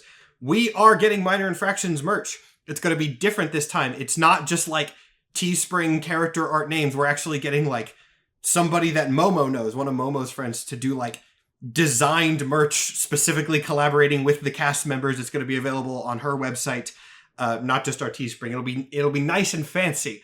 No details on that yet because that collaboration officially got locked down earlier this afternoon. So it's very early stages, but keep an eye out for that because we are getting Minor Infractions merch. Otherwise, though, all the announcements are pretty much the same. Crit Awards, nominate me for Best DM for being the king of Spondylix, the worst character in the world who everyone loves. Kazlor, next month, everything's pretty much the same. You all know at this point, so since we're in the middle of the episode, I won't spend too much time talking about it. Are we ready to go ahead and go to Elgon's office? Let's do it. Now, here's... Would anyone know where Elgon's office is? Iggy probably would. Yeah, Iggy probably. I think Iggy's the only one. What I don't think...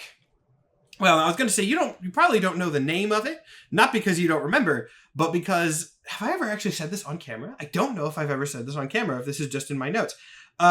One... I think I did say this, but it was like early in the show, so I'll say it again.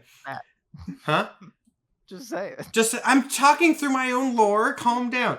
The reason that most people refer to this faction as just Elgon's Boys, despite it having like an official name, is that Elgon is notorious for being very indecisive when it comes to the branding of his company. So the name and the logo and everything changes on a regular basis. So it has definitely gone through a couple iterations since Iggy was affiliated with them, but the base of operations has not changed. And I mean, I have so many old uniforms. I wore like twice.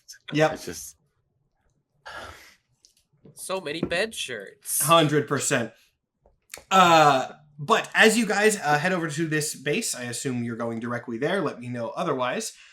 You come to what looks remarkably like a normal Earth office building. Obviously, it's still like a fantasy thing, but it is the closest to an office building in Spondylix. This is not because of any affiliation with the government. It's always been like this.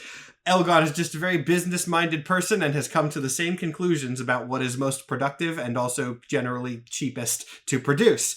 The logo emblazoned across the front is labeled with the current title of the company officially, that being Lionheart Solutions. So good. I'm glad you like it. It won't last the month. Well, it's a fair sight better than Elgoners. I don't know why they ever went for that one.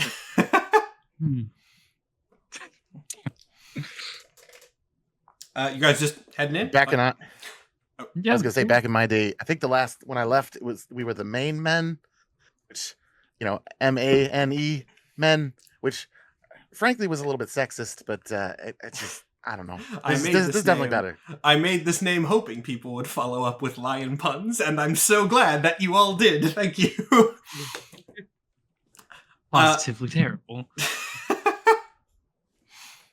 But yeah, you guys can just go in if you want to make any level of strategy before it. Nope. All right, cool. What if we ever wanted strategy? I ask out of a courtesy. I have wanted strategy in the past. It simply has not been heeded. But I also don't have a strategy for this.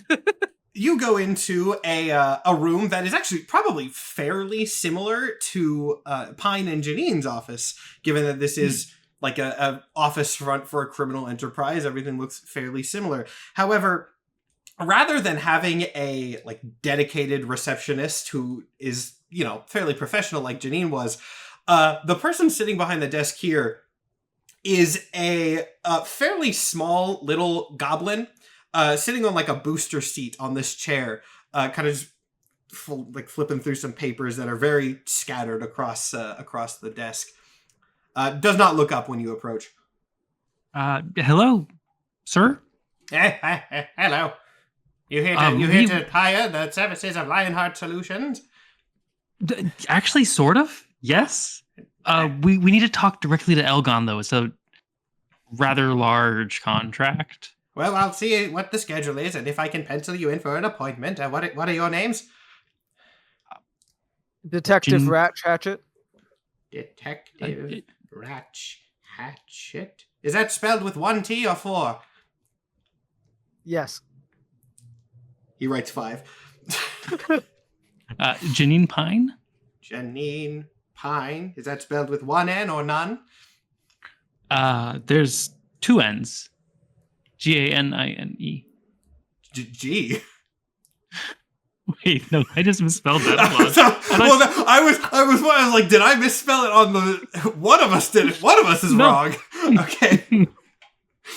Nope, you spelled it right on the overlay. The goblin I'm writes looking at down it. G. Jeez. I have it spelled right on my character sheet too. I just looked at it and said the wrong letters. No, I get it. It's a tongue twister. Yeah, I'm also very She's dyslexic. grieving. My wife is dead, Oh, and I'm sober for some reason. Anyway, we'd like to speak to your boss immediately. We're going to probably pay you in a lot of gold and many magical items, and there's a war starting soon. and the rest of you, for the records. Fuck it. Real name, CL Subeto. Fuck it. Oh, first and Real last. name. CL Subeto. It's fine. I think it's fine. And you look familiar. Yeah, it's Igneous Mavrolith. Oh, one of the Mavrone list. We haven't seen you here in a while. He writes down your name as well. I'm sure Elgon will be eager to catch up. How have you been?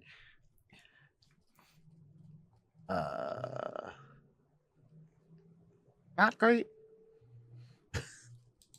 Well, There's a war coming. it happens in our business. I'll send for Elgon. The goblin kind of hops off his chair and quickly scuttles up some steps in the back, presumably to go fetch Elgon. Have a minute if you would like to speak. Shepard, by the way, we're gonna say for now Shepard. I don't know.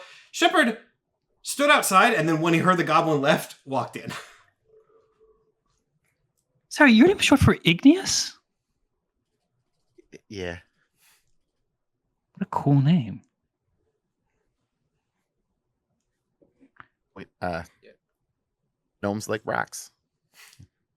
No, that makes Oh sense. my That makes God. sense. It's a culture. Certainly a move giving them your real name, considering how concerned you were about. I mean, I wouldn't last that long trying to lie here. Yeah, So- fair I'm enough. impressed he spelled Mavrolith.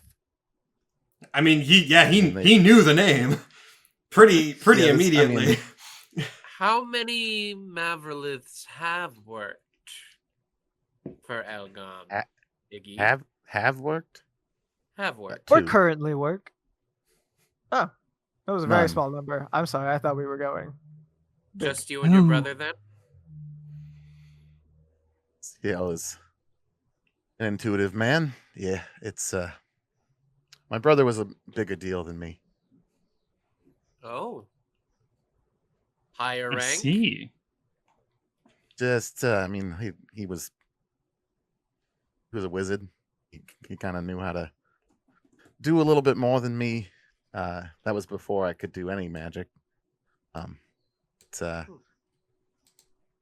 Yeah, we both one way or another got out of the Green Rock Gang. Before this can be detailed further, the goblin scuttles back down.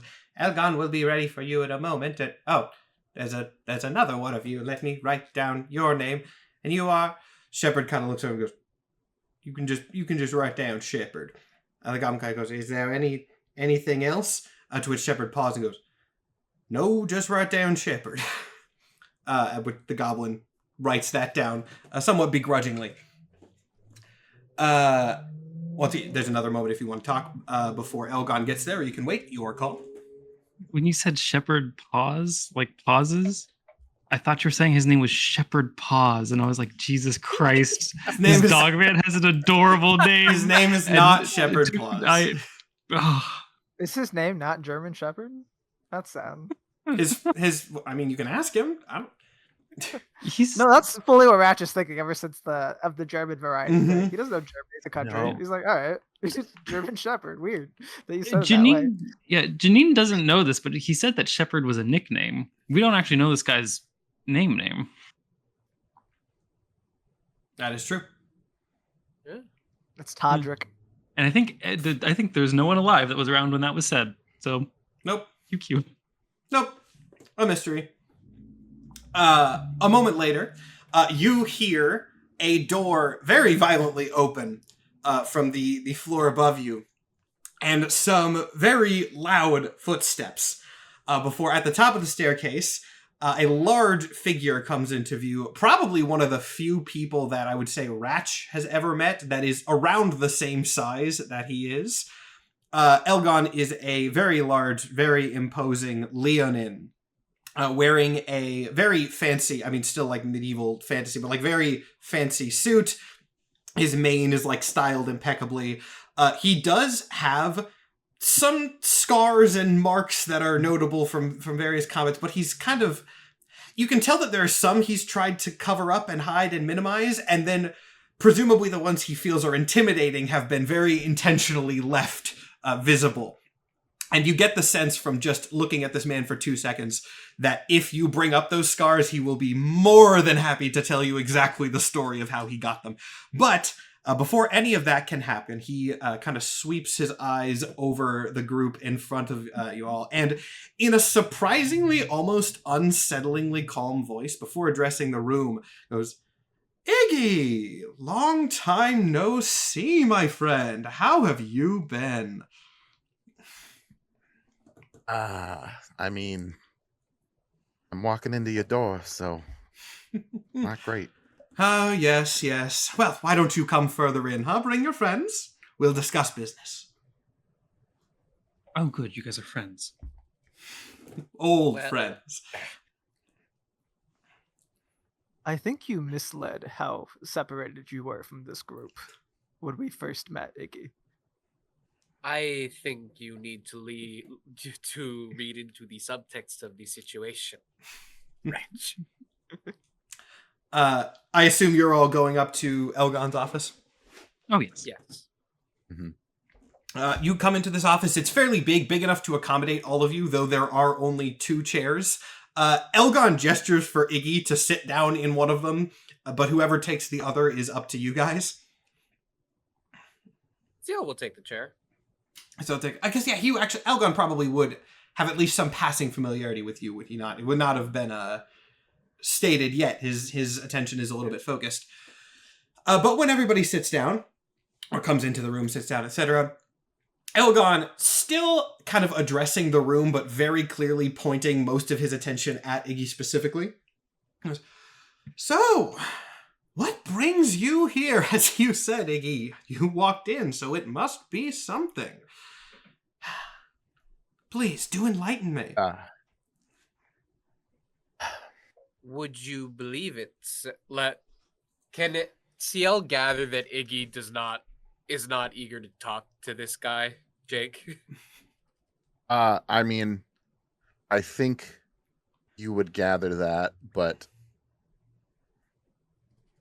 I think he has to. Okay. In the Go for it. same, like, yeah. Well, don't know how much info has reached you by now, but one of your men died, was killed on a legitimate mission with some miners. One of which was a friend of mine. And Yes, your we have essentially grandfather, correct? mentor. But yeah, Yes. so You were we, living with him while you were studying magic, your Eldritch Knight training. Yes. I know, don't bother Yes. hiding. Yeah. But there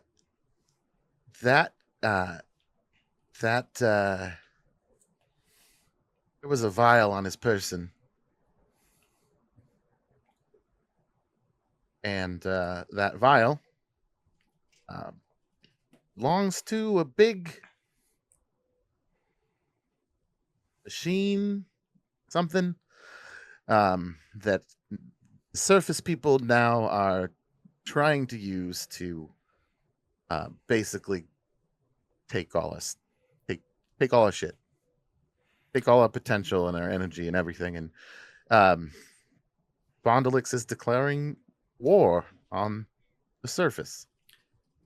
Declaring war, you say? Now that part is news to me. I assume that's a recent development. I try to keep informed, so quite a surprise. You know what this is? And I show him the ring. Leans in.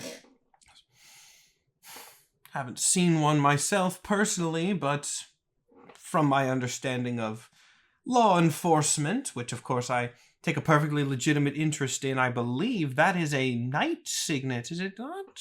You've moved up in the world, Igneous.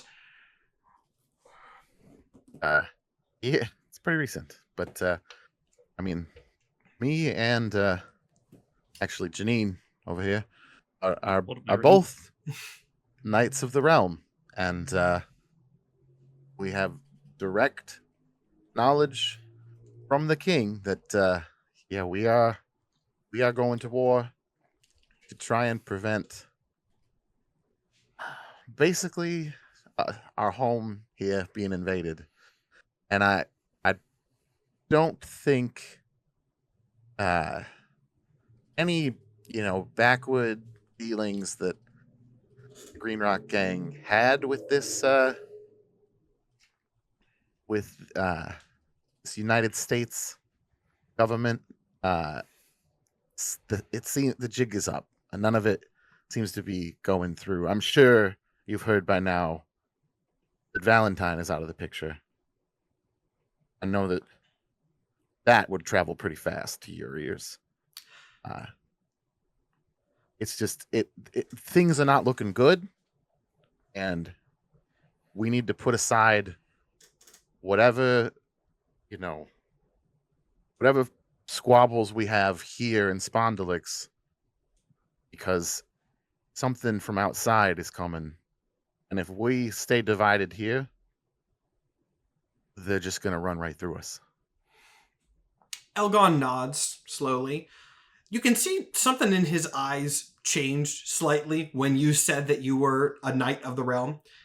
And he just keeps an eye for a second. He goes, that was a very good speech. You make some convincing points, but a knight of the realm? Can we just go back to that real fast? How did you make that happen? I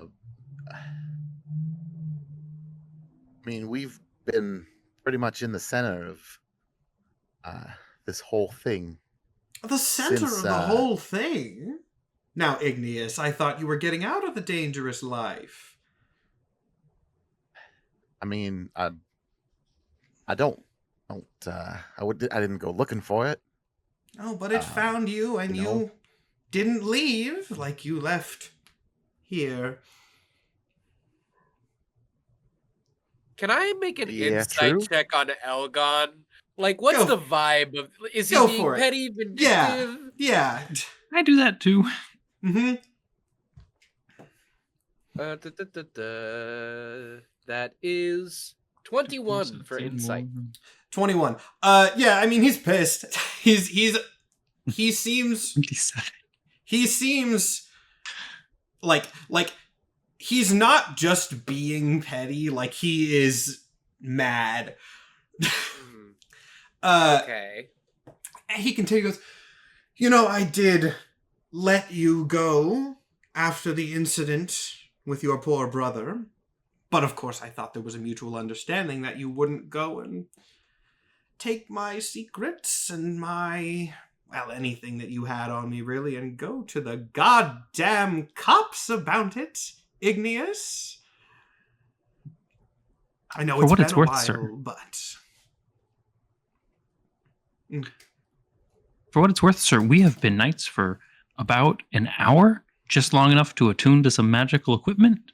It's mainly because of this war. He hasn't had a chance to say anything to you, and the first thing he's doing as a knight is coming to hire you and presumably pay you lots of money and magic items and grant you a level of legitimacy that you don't currently have.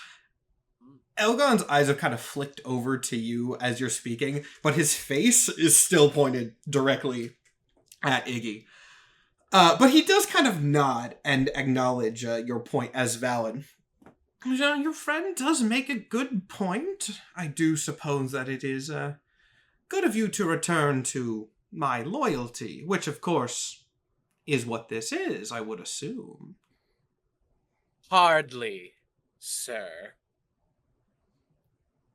I'd like to have cooler heads prevail here. It would be unwise to let a lion's pride get in the way of such a potentially lucrative offer as a private security firm getting involved with a war.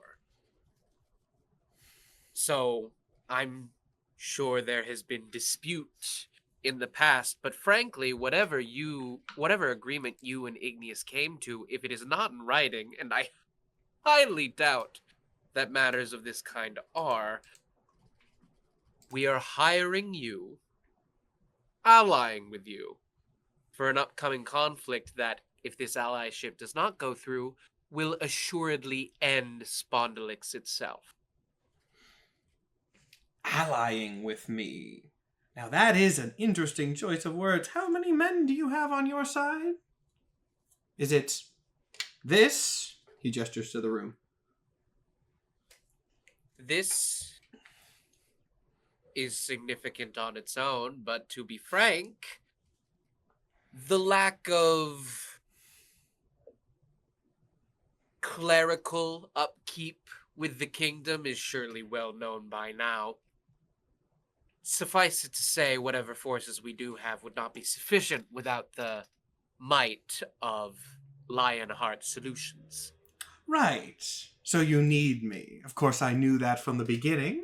I don't believe Igneous would come crawling back if you didn't, and that does give me quite a bit of power in this scenario, does it not? Igneous has come to you on his own 2 feet, with a party at his side. If you have terms, come forth and name them. Well, before I get to the discussion of terms, let me remind you all, or perhaps inform you for the first time, that the last time Igneous had a party, he didn't do much to save them. Do tell. What does that mean, Iggy? Igneous, yes, why don't you tell them what happened to poor Seti?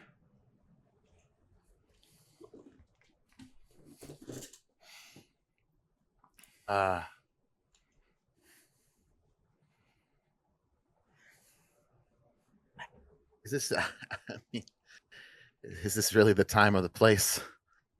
You chose the time. You chose the place. You knew this would be what our meeting would look like in some form or another, I'm sure.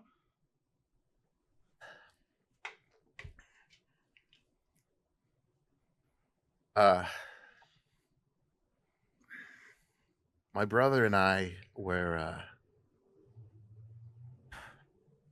we had nothing. Absolutely nothing. No family, no way to make money legitimately. And so we started working for Elgon. And I mean, you even as a wizard, you can't be everywhere at once, and you can't watch every side at the same time. And things used to be a little bit more. We're in a season of, well, we were in a season of relative stability between the factions of the gang, but it wasn't that way, and we just kind of got caught in the crossfire. And I was, he was a backline guy. He wasn't a brute. He wasn't, I was supposed to keep him from getting hurt. And I failed at that. And then I didn't know what to do.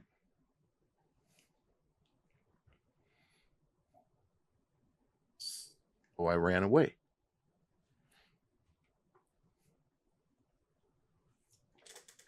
He did indeed.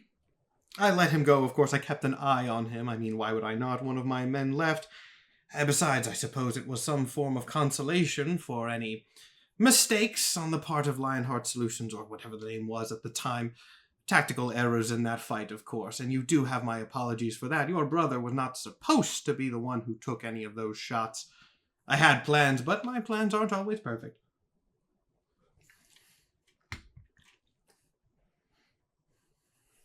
Sorry. What do you mean you had plans? Oh, I didn't do anything, let me be clear, but you do say that was a time of conflict between the factions, if I remember correctly. It was...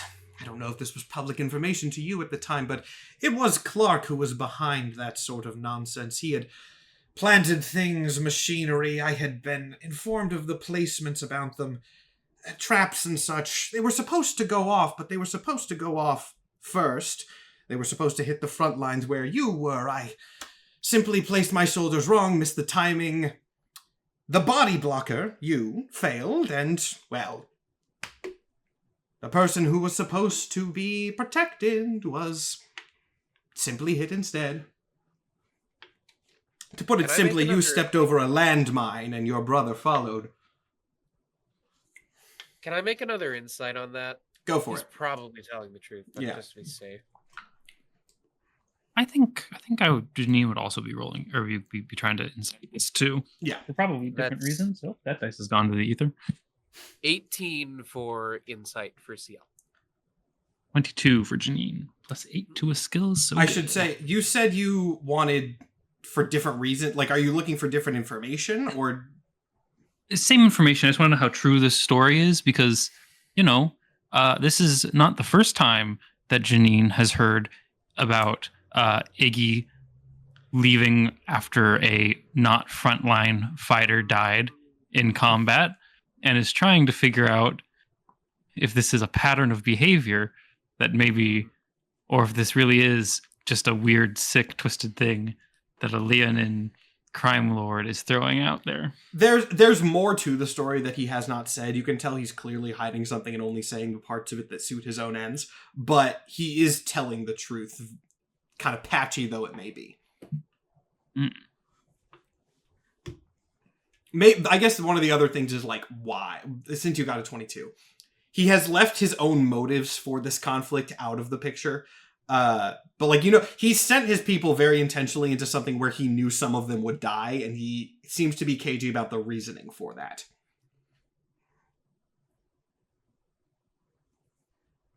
Perhaps this ought to be taken as an opportunity for healing. I know one thing that can give closure is finding reason in the demise of a loved one. What exactly was the nature of this conflict at the time? Well, I suppose it wasn't the conflict that mattered as much as what I was hoping to gain out of it, and since, well, given the situation at hand... Igneous, remind me, what specialty of magic did your brother operate in the most?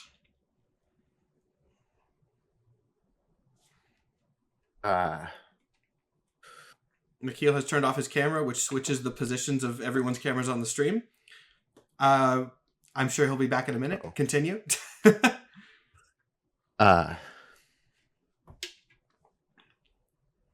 Transmutation? Right, transmutation. And in your experience, did he ever get into anything related more to necromancy? I don't think so. Correct. What? He never did. I always wanted him to. He was the best wizard in our organization, and, well, for a job with such a high lethality rate, I really thought that we could use some power to bring some people back.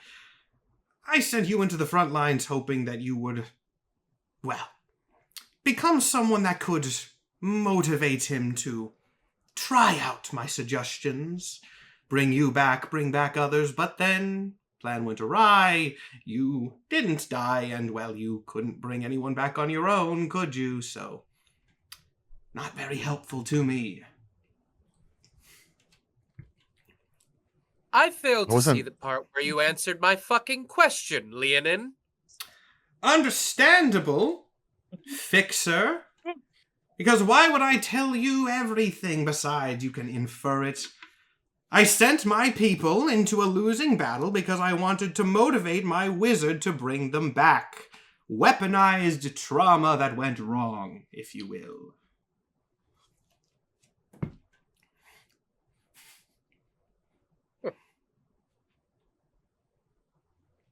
Seal stands up.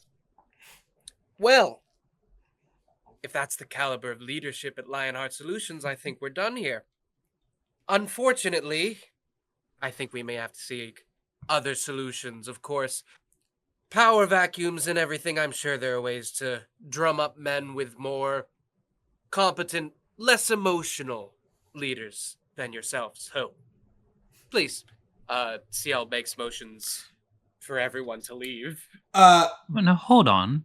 Oh, go ahead. I was just gonna say, if you stand at like he's gonna gesture to the room to like shut everybody up, and then turn to Iggy again. He goes, "Now, Iggy, you took up your brother's work, didn't you? You've learned a little bit of his skills." Yeah, I mean, what I can.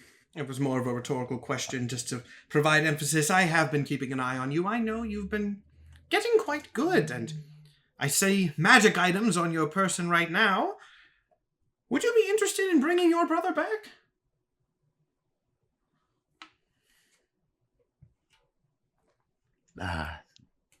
Not for you. Not for me, sure, but remember, I did this because I wanted a necromancer, and you are a second-rate solution at best, but it is the solution in front of me. I have Seti's body. Learn some necromancy, bring it back, he'll be free as a bird, and you just keep working for me. I'll even help you with this war as a consolation.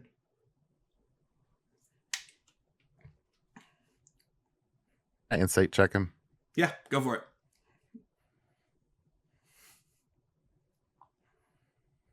That's a nat 20. He is 100% telling the truth, which is maybe scarier. He has your brother's body, and if you can figure out a way to bring him back, like he'll provide it to you, and he will go and be free in exchange for your services to the company. I told you this episode was going to have some character backstory moments in it.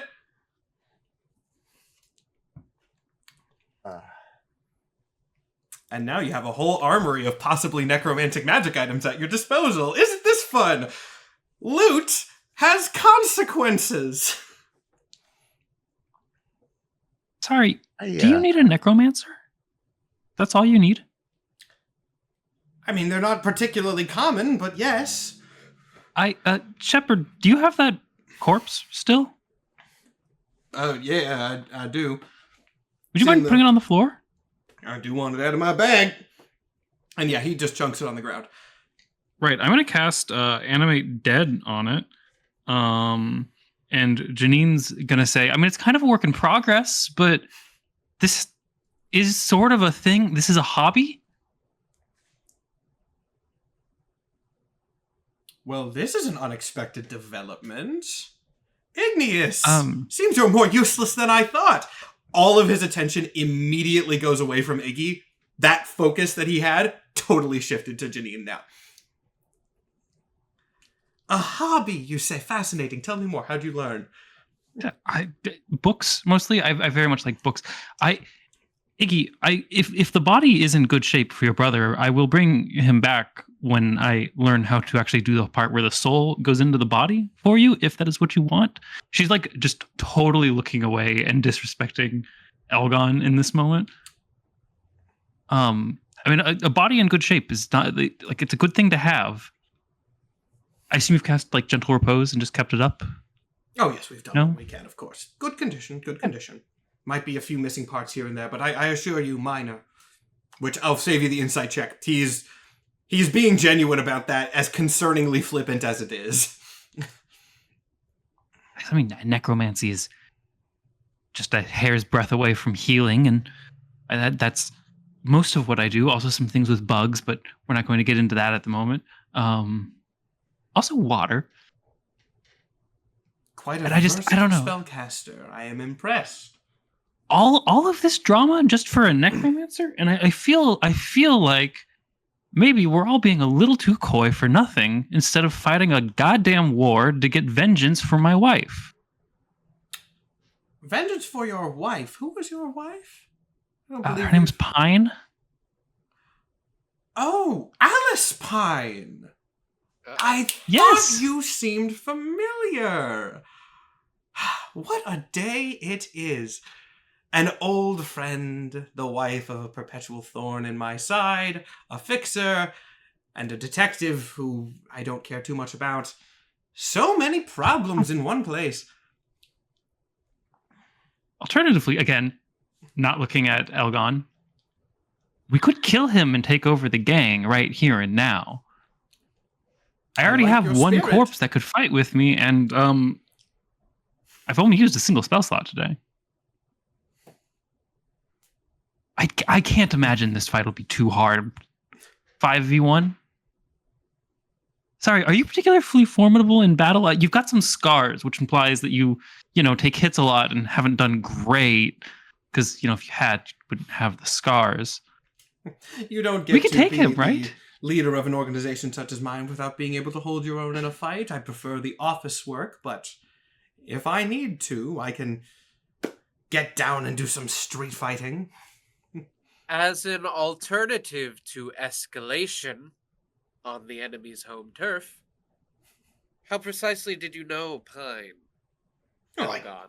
I keep an eye on all criminal upstarts.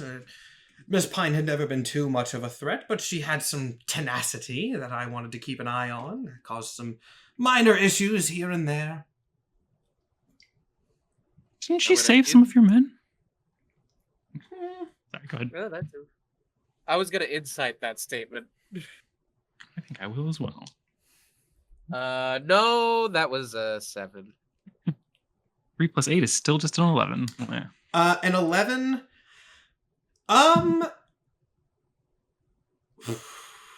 Wait, okay, so hold on. What exactly were you inciting there? Because you hit on something that might be important. Like, what statement were you inside? Just like the him knowing about Pine? That's what I was inciting.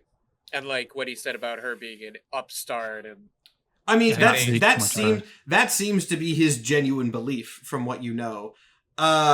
In response to the "didn't she save some of your men," he kind of shrugs like, "I highly doubt it."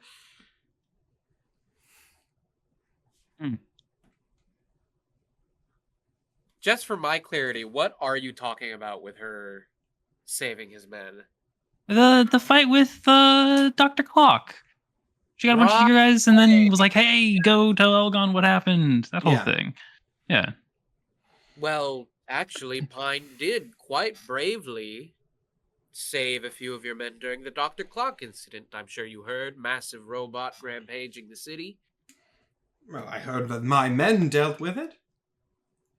Oh, we rounded up your men, and mostly we dealt with it. I remember your men mostly running. And why on earth would I believe that coming from you? Well, we could put up a zone of truth and stop the bullshit on all sides. It seems like this interaction's been full of it. Go right ahead. Seems surprisingly confident about this. Ratch?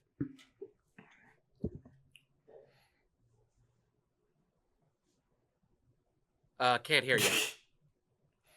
Ooh. Oh, he's quiet. Just, I'm gonna assume he's doing it because I don't know why he wouldn't. Okay, yeah. Okay. Fix your audio. We'll assume that happens. So, Zone of Truth is up. Hello? There we go. There it is. Hey, okay. Sorry. Yeah, no, I've been... I don't know what's wrong with this thing. Anyway, we'll do it again. CL repeats. Pine saved those men. We did a lot of the work. The men did a lot of running. At that, Elgon looks genuinely surprised. You can immediately tell that his men, for whatever reason, did not inform him that they had assistance in that fight, possibly due to not wanting to seem like they got helped by a rival gang, which would make some level of sense. I kept Elgon, Javis from going splat. You did. he looks over. He kind of sits back in his chair, and then just sort of pauses and goes, yes. Excuse me for one moment. Triffin! The goblin runs into the room. He's like, yes, sir. Elgon goes, fetch Javis. Fetch everyone who was on the strike team with that clock incident. Now, yesterday, in fact, Triffin runs out. Will presumably take a couple minutes for that to be rallied, but you have a tense few minutes here if you would like to say anything in the meantime. So is there any version of this where I bring Iggy's brother back and Iggy isn't an indentured servant for the rest of his life? I feel like we're so close to a real solution, and it's just, I don't know, testosterone getting in the way, maybe. Not a question to ask me when I'm annoyed, I fear. Oh, you're one of those. Okay. You do seem awfully tense about this. I was under the impression Pine was a pebble in your sight, by the way you put it. You seem awfully perturbed. I'm less worried about Pine and more the fact that my own men apparently didn't have the loyalty to inform me of the nature of the situation, but we'll deal with that in time. I do wonder why your men would fear being honest with you. I assume you're being snarky there. Elgon, death stares you and just kind of continues doing that until something else pulls his attention away. Stare him. Yeah. If no one else has anything to say, we can skip to the people getting there, but I'll check with everybody first. After several minutes, the door opens again, and Triffin leads in a couple goons, let's say 2 guys that you remember from that fight but did not speak to, along with Javis, and of course, another goon that you don't know, and Batsby. He's there. They all look absolutely fucking terrified, of course. I want to said my Batsby in character. Raj is very excited. Batsby, actually, when you do that, Elgon gives Batsby a look of just, really? like just this most incredulous, you're fucking kidding me right now. To which Batsby's like, I don't know who this guy is. It must be mixing me up with a different, I've never seen this man before. Batsby, don't deny me. Rude. It's a strange man. Don't speak to me, please. Elgon gestures for these guys to come forward. Turns to Javis, who seems to be the highest ranking here. Javis, I've been informed by these fine people that you were not entirely honest with me on a report about an incident recently. You know that if another gang, especially one that we have no established relationship with, interferes with any of our business, that's something that I should be told about post-haste. Javis kind of was like, well, it was a tense situation. There was a lot going on. They really just seemed to be concerned citizens that helped with the containment of the construct. It's not something that felt needed to come to you. Elgon then gestures and goes, you're standing outside the zone, Javis. I see that border. Step 2 feet closer and say that again. Actually, if it's going to have been a bit for them to get there, it only lasts 10 minutes. It's fine. It was only a couple of minutes. Most of them would be around the office anyway. Javis does not step forward, obviously. Javis, you see, he starts to take a brief step forward with terror in his eyes, and then stops himself before actually stepping over the border, at which point Elgon, without a moment's hesitation, whips out a shotgun from below the desk and blasts him directly in the chest.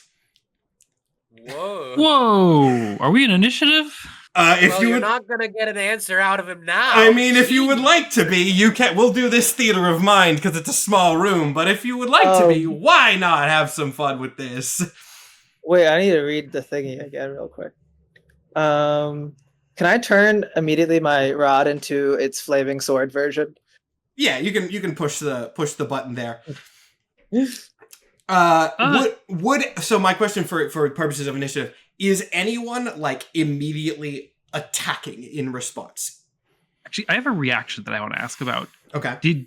Did Javis just die?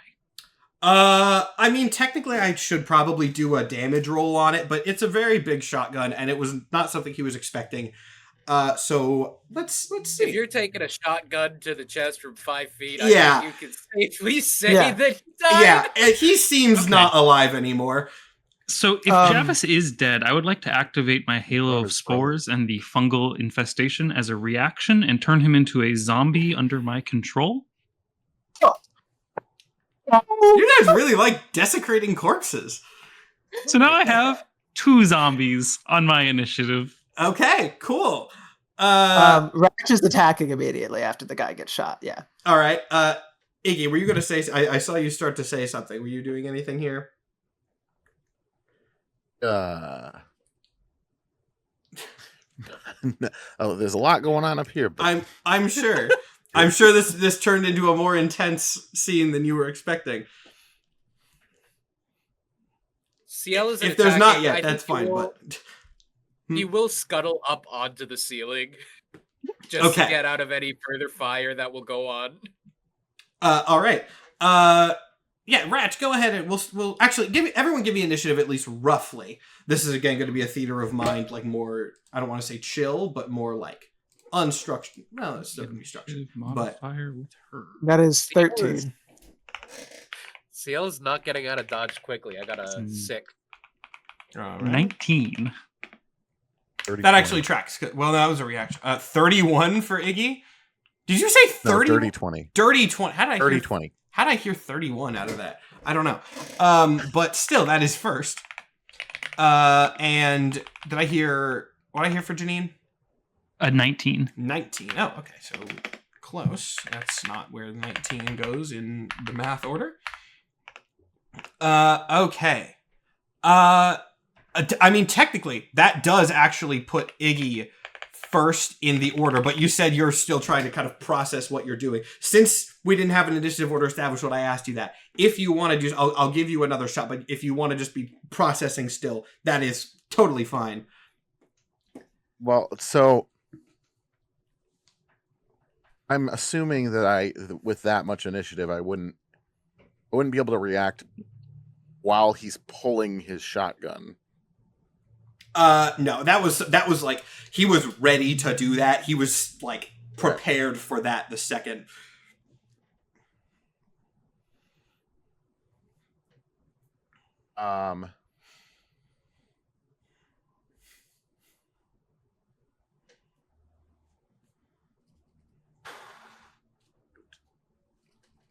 This is crazy.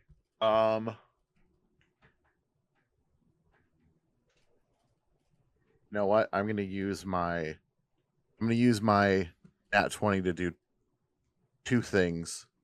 Okay. The first is to cast mage armor on myself. Makes sense. The second is to yell to the room. Whatever leverage he has on all y'all, it's not worth it. I'm done with this. He obviously doesn't value you or me.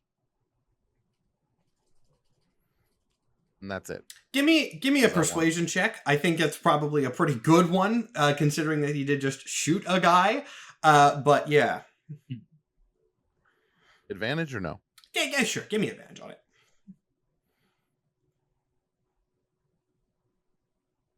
That helps.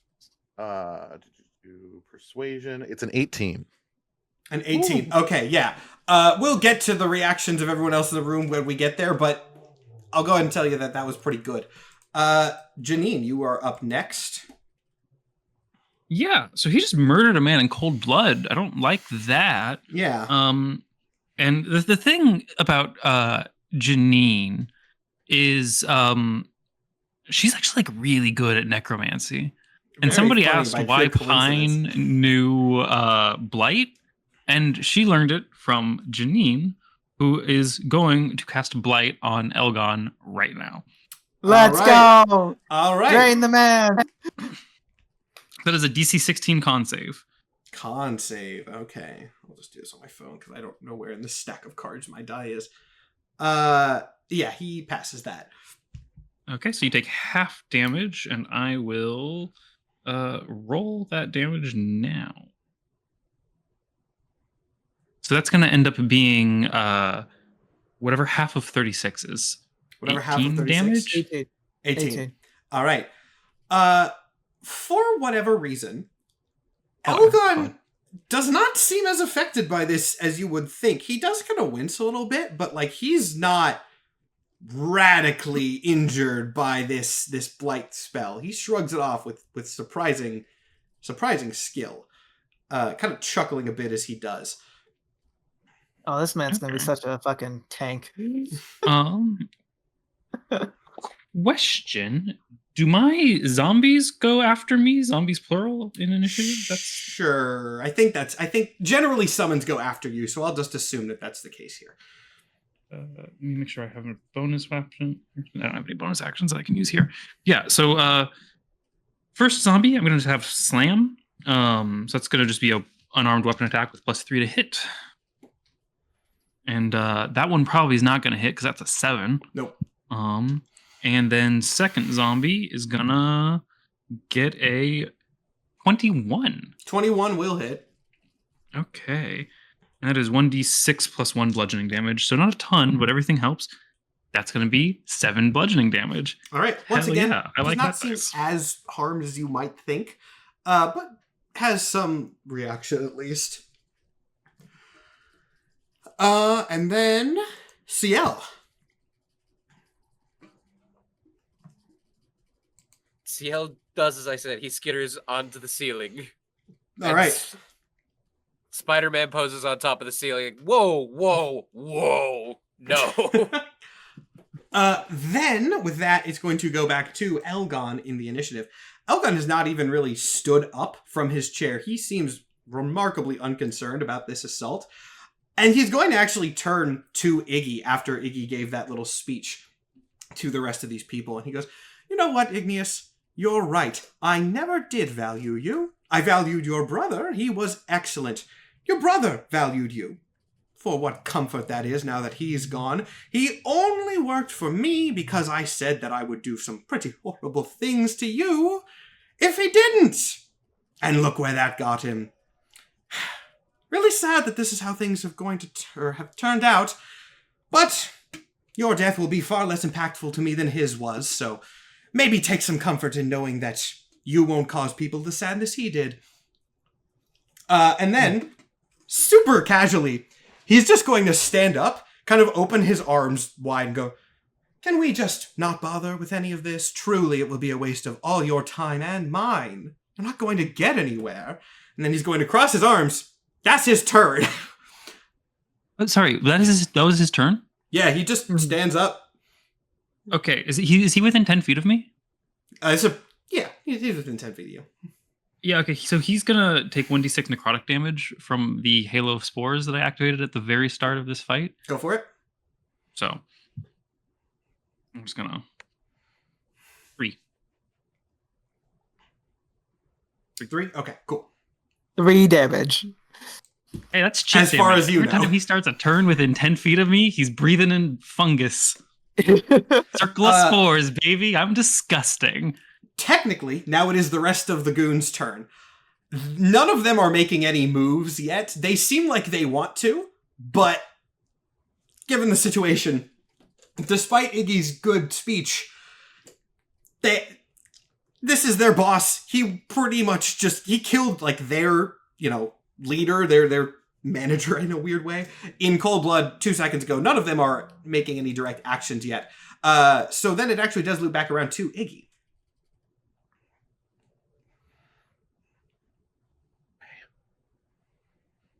Um.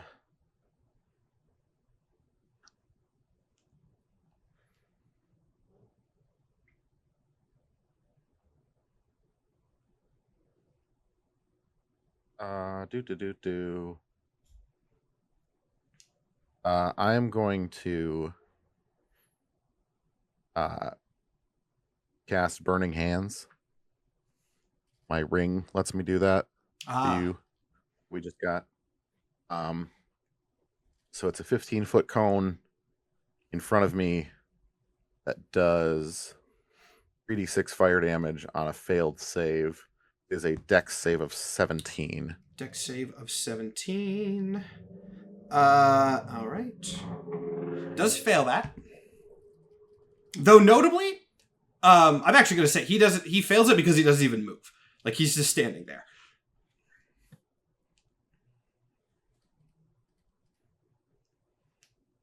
All right, it's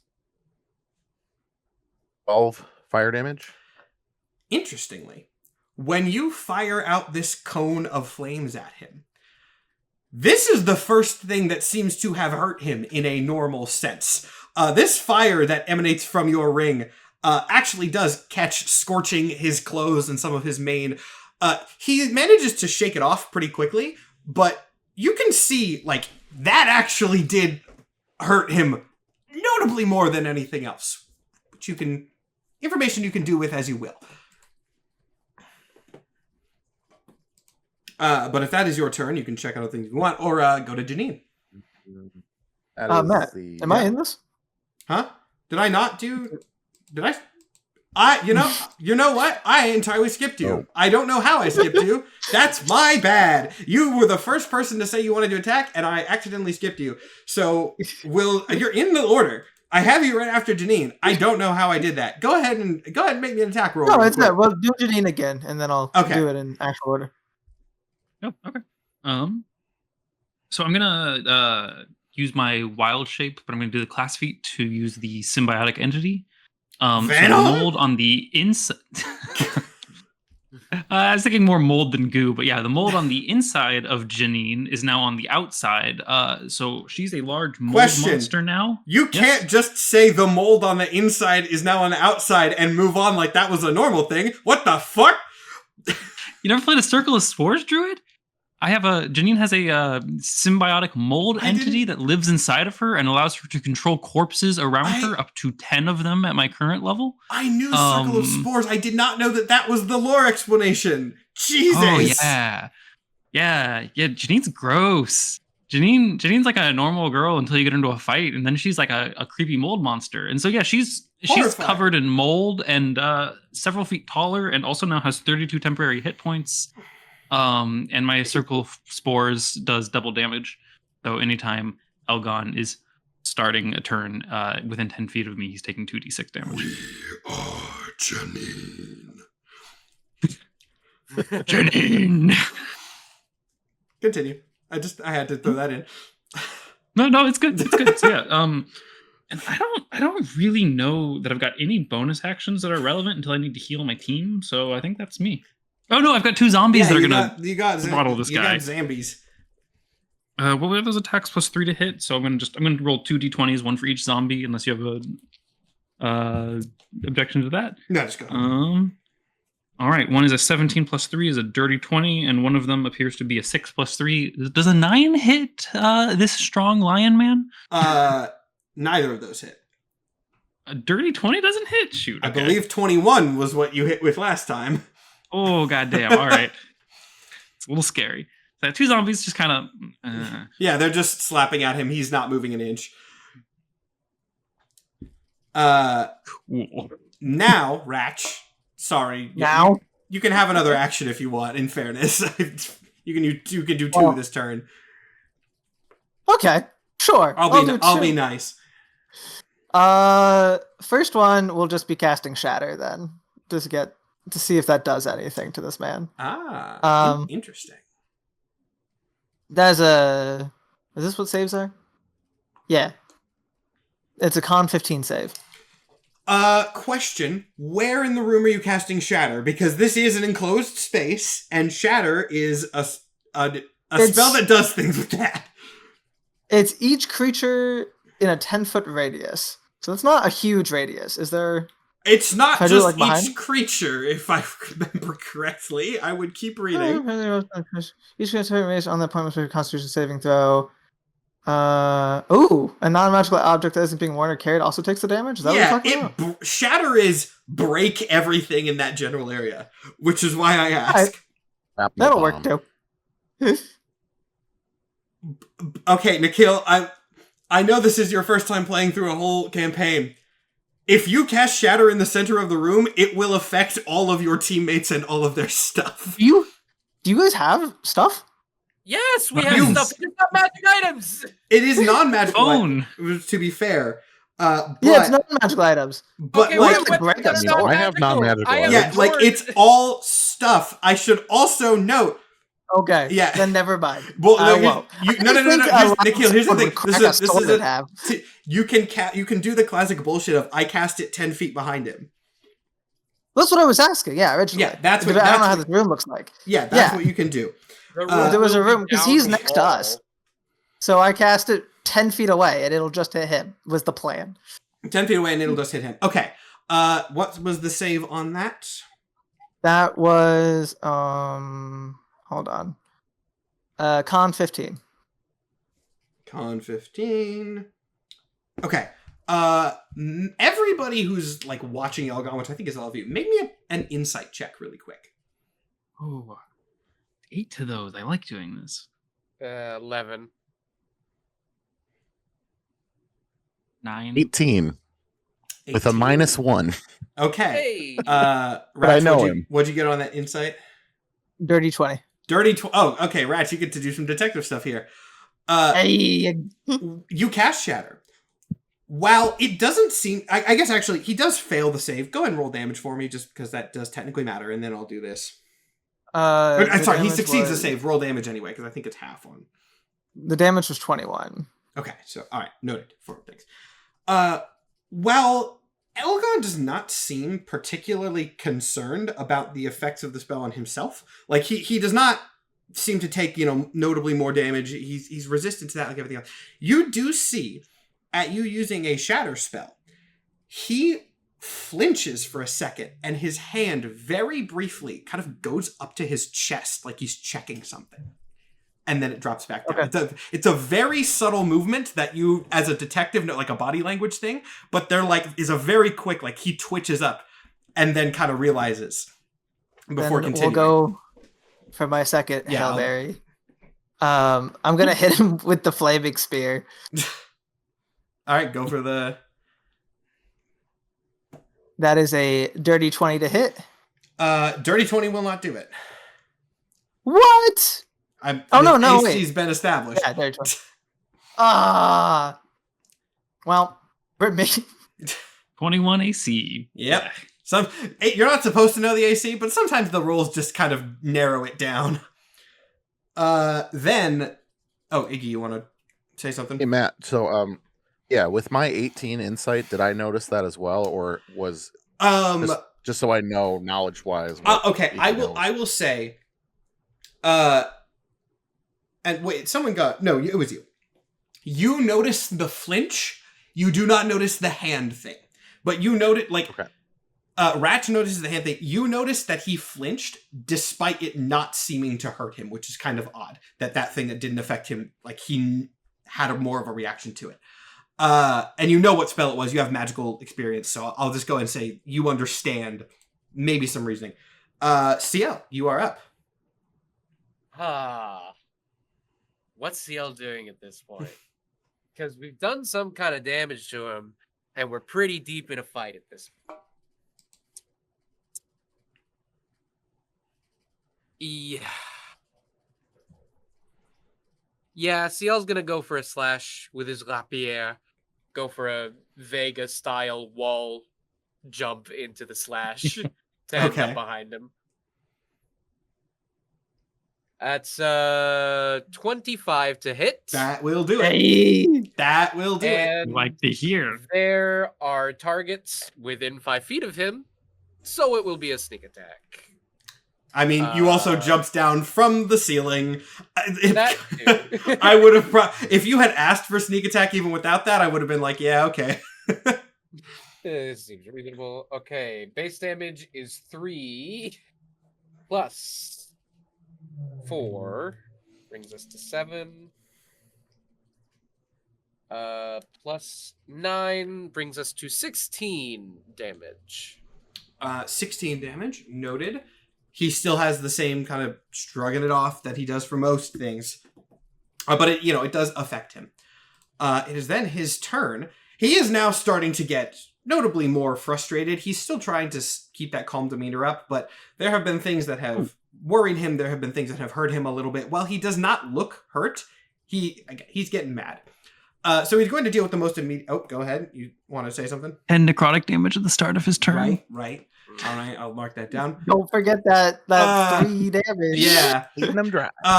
This is And 10 you know this what? time. That actually tracks exactly with what he's going to do. The person he now sees as the biggest threat, funny enough, is not actually Iggy, despite Iggy being the one who damaged him. It is Ratch. And in response to this, he's going to throw a zombie. He's strong. He's just going to grab one of these corpses and chunk it at you, Ratch. I don't actually know. I don't know what the rules are for throwing somebody at somebody else. It just seems like the right thing. Improvised weapon. Yeah, it's just a big It's a big improvised weapon. He only got a 2 on the die. So even with any bonuses that I would get, yeah, he chunks this zombie at you. Goes to grab the zombie and he just rips the arm off instead of actually. Yeah, that's actually funny. He rips the arm off and just kind of like javelin hurls a corpse arm at you, Ratch. It misses. But then he's just kind of gonna, rather than attacking again, he addresses the room more forcefully this time. He goes, I'm serious. You're not going to get anywhere. This is going to be a war of attrition at best. I'm giving you one more chance to just leave. I mean, not all of you will be leaving, but you understand my point. If you let me hit you with the stupid new flaming sword I just got, it'll help. And then we'll get somewhere, please. So you did just murder a man and then rip his arm off and throw it at somebody. So technically the arm ripping was your fault. Wouldn't have done that if you hadn't resurrected him. But that said, since I do want you as a necromancer, classic good user job. behavior. It is something that I like to see. Gives me good hope for your job prospects.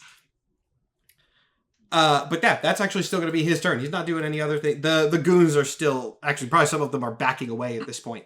Batsby's not fighting? Batsby's fought to the death for Give Clock. Batsby another pep talk then. This is his boss. This isn't Clock. Iggy, you're up. Wait, can I retroactively give Batsby Bardic Inspiration for my bonus action? You can do it on your next turn. I gave you two. Yeah. I gave you an extra action last turn. You did. It's fine. It's fine. I forgot, my boy. It won't happen again. Iggy, you're up. Okay, so I know how I want this to work narratively, but I don't know how it would work mechanically. Well, cool news, Jake. So, given that this is a live show, if I am forced to make a choice, I will generally pick narrative. So pitch me your idea. Okay. So I would like to yell to everybody in the room, get out of the room now. And hopefully have enough time between that, if people heed my advice and react to that. I'm assuming I'm still, literally 5 feet from. Yeah, Elgon has not moved in any substantial distance. If you have not either, you're good. I will also go ahead and say, since you got the 18 or whatever on the check last time, and these guys are already twitchy, yeah, it doesn't take much convincing for the goons to leave. Okay. And I mean that to, I look around to my companions as well. That's a question for them. But I mean, CL will trust him. He'll, nearest window, he will clamber to the outside of the building. Before I decide if this, you can actually move on Iggy's turn. Continue your idea. I want to point blank reach out my hand right in front of me, whatever is of him, right up to him, and cast Fireball point blank. Is that one of the? Lovely. Okay, yeah, you're just gonna point blank fireball him. It's Go for from it. the ring. Yeah. Go for it. Actually, describe exactly what you're. I mean, doing. I am in the blast radius. It will. Just you are sticking your fist directly Point like blank. at him. Okay. Cast your spell. Is that? I guess that's a save on my part, isn't it? That's not a. That's a dex, right? Yeah, I think it's 17. He does fail. Sure, yes. For narrative purposes, I will also say, yeah, everyone else can dive out of the radius of this.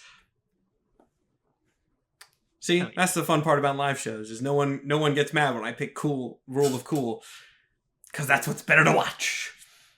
Right. I'm gonna have to re-roll some of these dice because I only have 5 on me. Damage. That's 5, 10, 14, 15.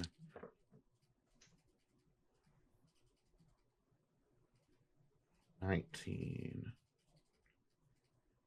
23, 27 fire damage. 27 fire damage. Okay, so Point blank. yeah. With the way that you described this, because you described this in a very important way, you blast this detonation directly at him, coming from this ring. He takes it full on, does not even really try to dodge once again. However, this does affect him quite substantially. And as he is thrown backwards into the wall of his office, you see in the giant scorch mark that had been, burned into the front of his body, essentially. Actually, well, no, I'm not going to make you roll a perception check for this. It'll be cooler if you see it. You see a necklace that he was wearing under his suit, and falling off the necklace, chunks of what appear to be one of the knight signet rings. That he hadn't seen one of those before. I believe he said that before the Zone of Truth was cast, though, right? Yeah. Yeah. He also notices this, and while he tries to keep a cool head, you can tell from his reaction that somehow that was giving him whatever his protection was. It is now very broken from the point-blank explosion. That's also why he was nervous about the shatter, because it affects objects. And then he was like, it shattered, he went, oh, fuck, oh, wait, it's magic, it's fine. That was what the little movement was, so there you go. And so it's broken now? Oh, that's why I wanted him to describe. I was like, your point, because I'm imagining you hold this out, you point blank it right to his chest, which is where it was. So yeah, it makes sense. Yeah. And narratively, I would also say that Iggy wasn't like casting it behind him or anything like that. Like, for all Iggy knows, he should have just taken 8d6 fire damage. But the ring grants me immunity to fire damage.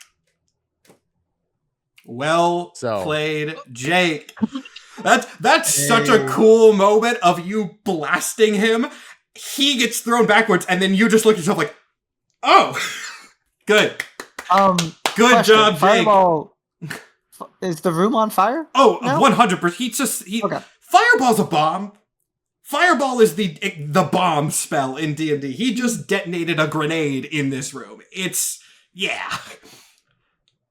Everyone else is out of the room at this stage, if everyone was bailing. I will assume that people are kind of slowly filing back in to see what that explosion was, but like Elgon's on the ground, kind of clearly on the back burner here. Depending on what you guys want to do right now, this could be the end of combat for now. So obviously, Iggy, you get the first action here. So, So Are you saying we're out of initiative or? For now, we are out of initiative. Depending on what you guys Okay. decide to do, it could go back into it. But he has been thrown off So here- enough that this is now a cutscene essentially. Okay. After I look at my hands and realize like I'm not dead, because I basically thought that was what was about to happen.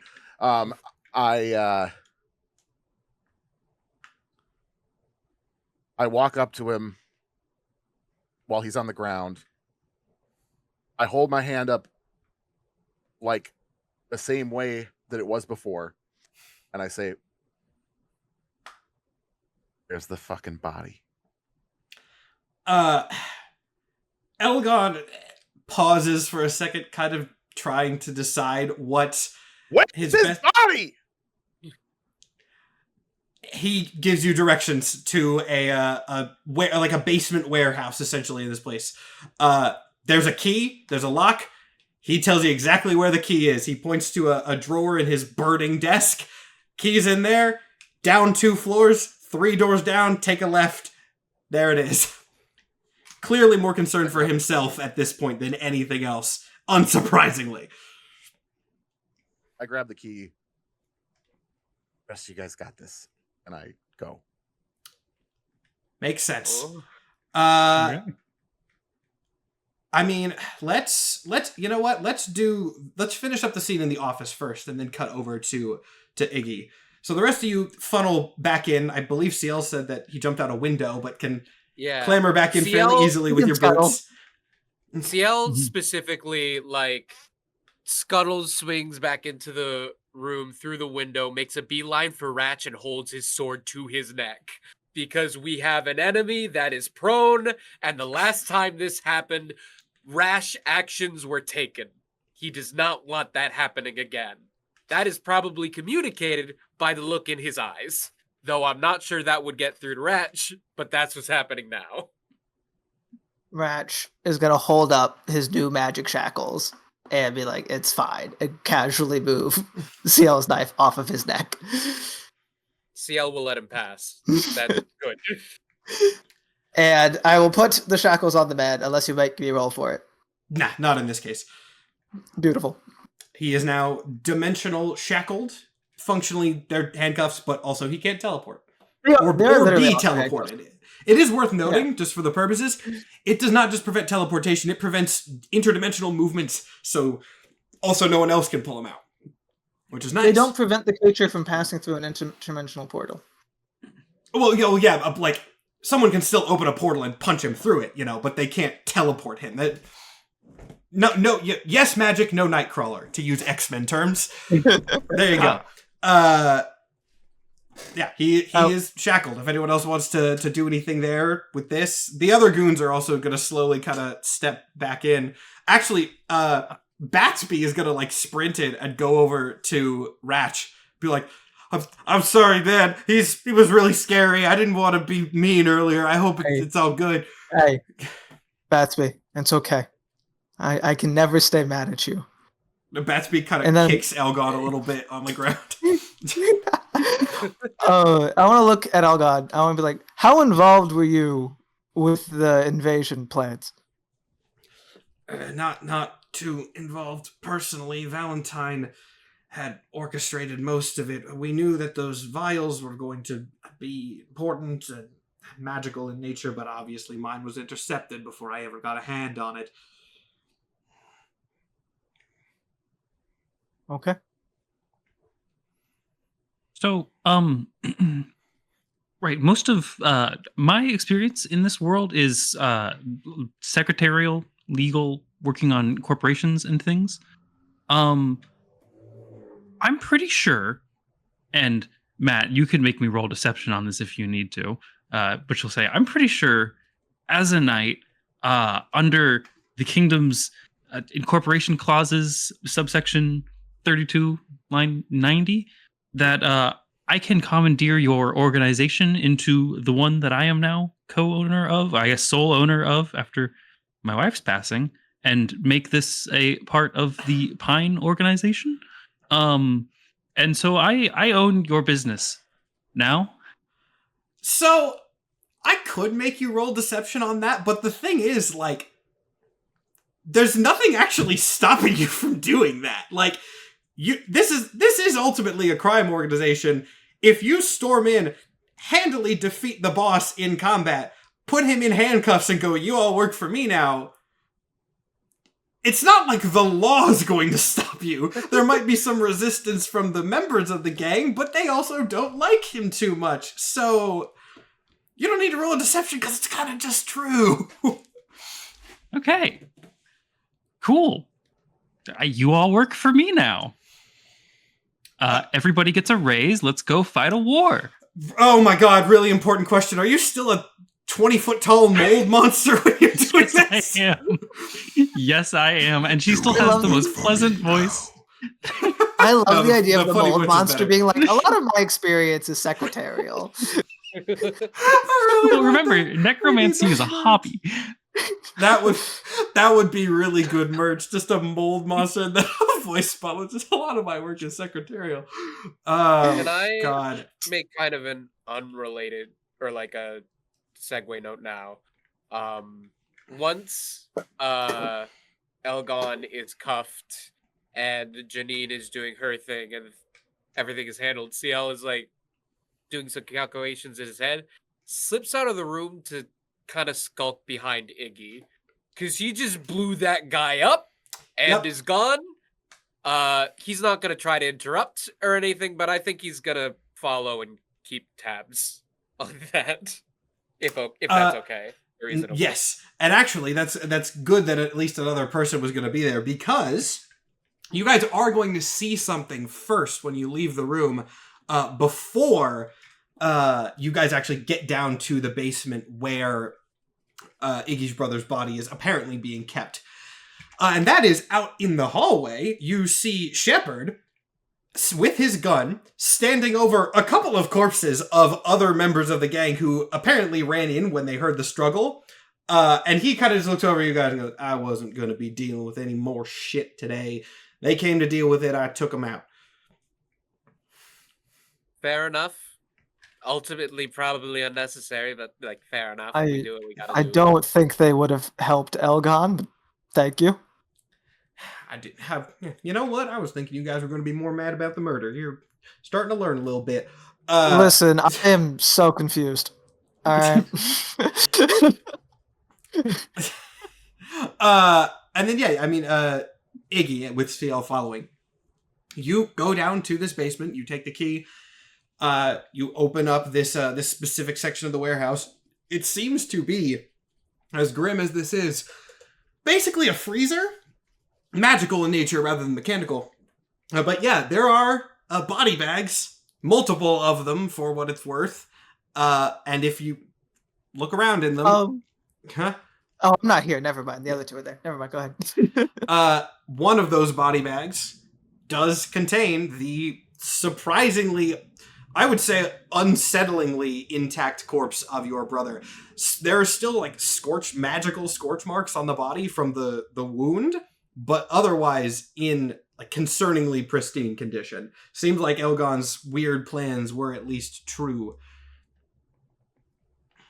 Can I do whatever kind of check I would need to do to see if I can intuit whether he would stay in this state if I took his body from this place? Yeah, give me an Arcana check.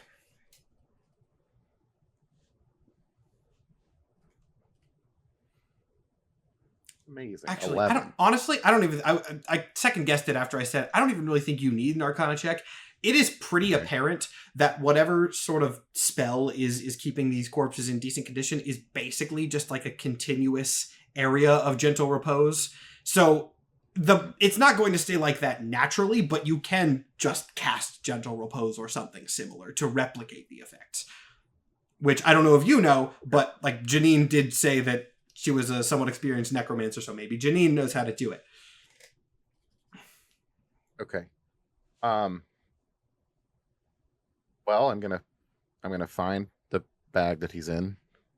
I'm gonna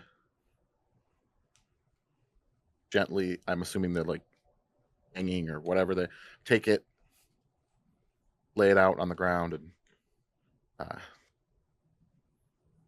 unzip it, or whatever fantasy. I don't know if we have zippers. I'm gonna open the bag. I'm gonna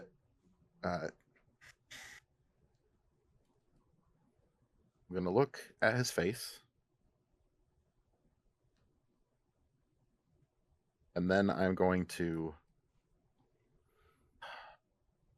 I really don't want to carry this bag out of here, but I think it would be more unsettling if I just carried him out like this. So I close the bag back up, and I just like fireman carry him out of there.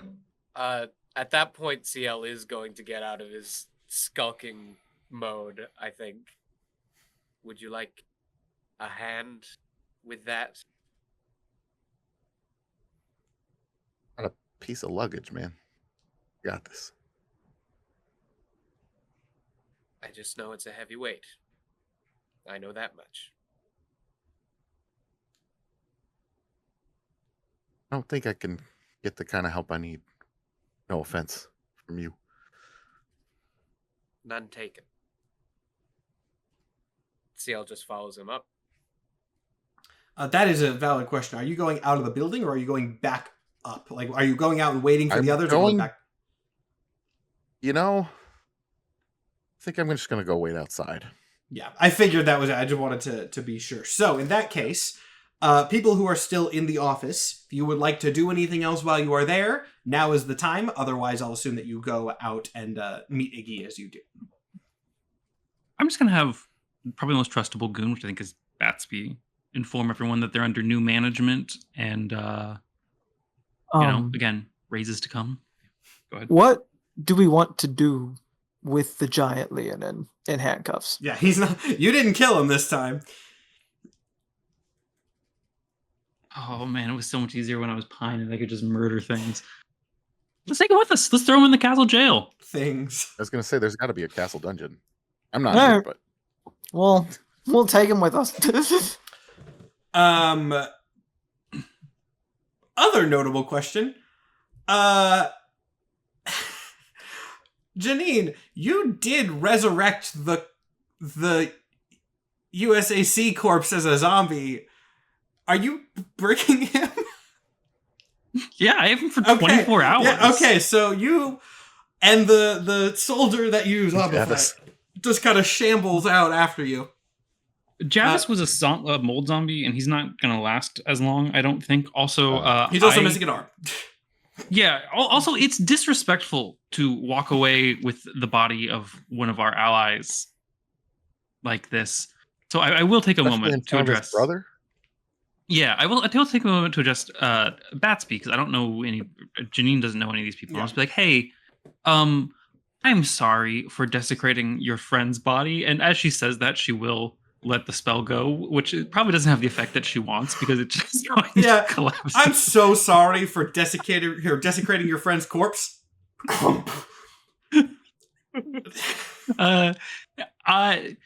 It was necessary for the fight. No, I get it. I get it. I'm gonna give it back to you because I'm not like a monster. It's still a mold monster. I personally don't want it. Does he have family? Somebody will want it. Oh yeah, his brothers are gonna be. They had a whole history with the gang. Yeah, look, you seem to be well liked, and this group seemed to know you and trust you when you walked in. I'm putting you in charge while I'm gone. Can you get everybody ready for war? I mean, I have a baseball bat. I'm not like. He has Rally the a troops. baseball bat. He has a baseball bat and great intuition. He's got this. He does. Rally the troops. Rally everyone. Bring them to the castle. We have magic items that we can give everybody, and just we're looting the castle. Hell yeah! The knight's armory is being opened to you all for the fight to come. Opened or opened? If I have my way, opened. Opened. Batsby. Legal. Legal taking stuff from Legal. the castle? Legal. That's never. Sorry, I'm just not used to that, but that will be easier. Yeah, the king will just let y'all take all the magic items you want, so we can go kick some. That really doesn't sound right, but I'm gonna trust you. I mean, you don't hear about like just letting to take all the money you want from the bank, but that's cool.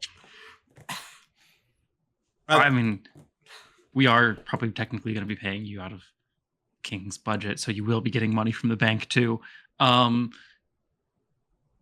Yeah, so great. Just go get people, report to the castle, and we'll be there soon.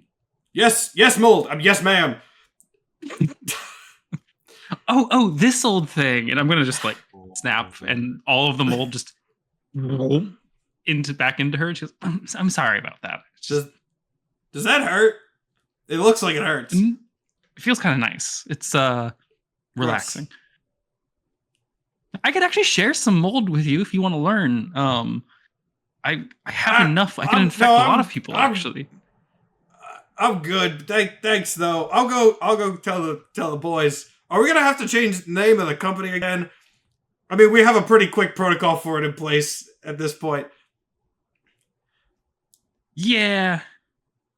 We're gonna call it What's New is Mold. Great. That joke makes so much sense, I swear. Okay. I was hoping. Don't change the name to that. It's not good. Put it.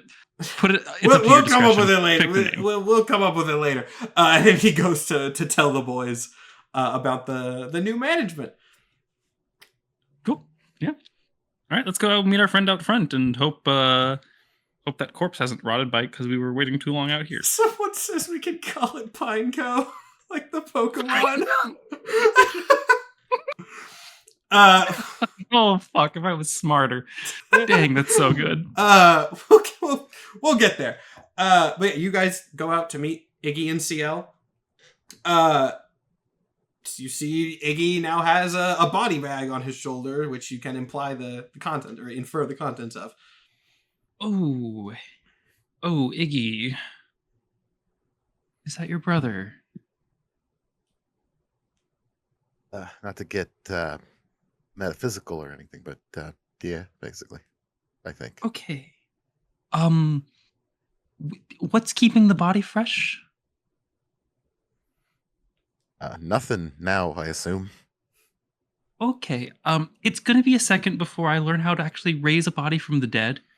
I know this is probably gonna be extremely traumatic, but you might need to put that back so it doesn't rot. I assume they had something down there keeping them fresh. The bodies, if they're not properly preserved, have a 1 hour time where they can still be revived. And if that body is out here for more than 1 hour, then there's nothing I will ever be able to do to get your brother back. If you want to go down that route. If you don't, I understand. It's a personal preference. But you may want to very hurriedly put that back. Alternatively, Yes? perhaps there is an item in the castle that will allow us to do the process now. Okay, yes. Let's hope. Sorry. I was just thinking about it because I can't. It's a heck of a risk if you only have an hour. Well, Putting the body. here, I'm going to cast Gentle Repose on it right now to give us an extra 24 hours. And then once that 24 hours is up. You had that the whole Just in time? case. Yeah, you're fine. I You didn't can have do to it. traumatize the boy. I can do it once. If he takes that body home, I have to use a level 3 spell slot every day. Okay, that is fair. 24 hours is plenty of time, though. Okay. Iggy, are we going down that route?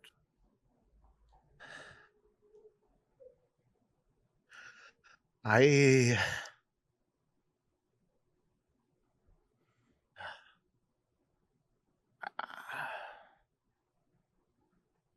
am this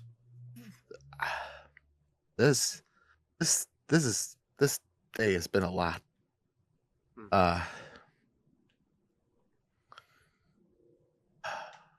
I don't really know what to do right now. Also, it feels incredibly selfish of me to resurrect my dead loved one in present company. So, I would not hold that against you. Oh, when yeah, I you might asked where the hold it body against was? myself, though. Yes, that is why I was asking where the body was. Oh, that's so sad.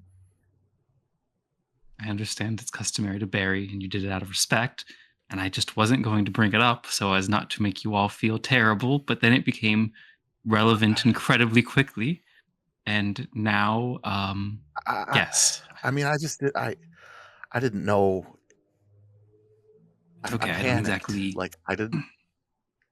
It's okay. We were. I mean, we were literally getting shot at. Like I. You buried her out of respect. It's fine. I understand. Even with all of the magic and all of the power and something of a mastery over life and death, things happen. You can't control everything, and that is okay. I don't know if it'll actually ever be okay, but conceptually it is okay because that is the way the world works. I don't blame you. I blame the people that were shooting at you and making you have to make quick decisions. Oh, sorry. It's okay. When this is all over, let's go find the body, put her in the water like she would have wanted.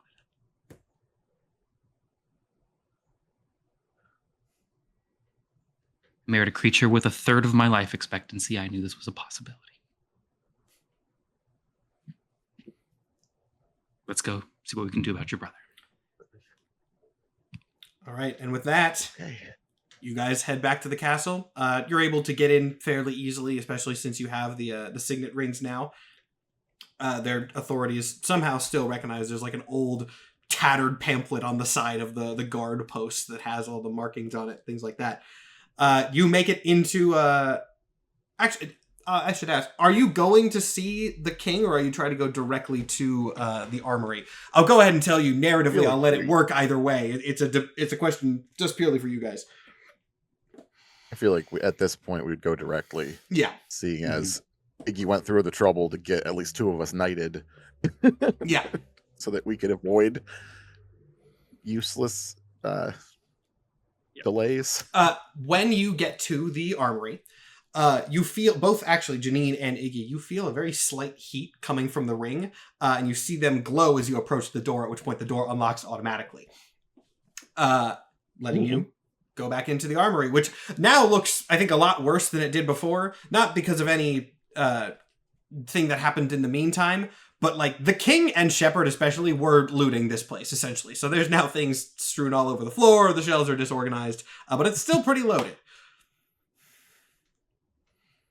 Yeah, I guess I'm going to start, Janine's going to start looking for something that she can use to bring a body back. Give me an Arcana check. Since necromancy is like her thing, is there any chance I can... Yeah, I'll let you have an advantage on that. Ooh, hell yeah. That is a really good advantage, because one of those was a nat 1, and the other is a 17 on the dice, which is going to be an 18. 18? Only +1 to Arcana for a necromancer? Look. Hey, druid sometimes have weird stat lines. Druids are weird. Yeah, druids are very, very weird. But yeah, with an 18, you can find... screw it. You can find a little... You find a couple things that are necromancy aligned, but most of them are like necromantic weapons or armor.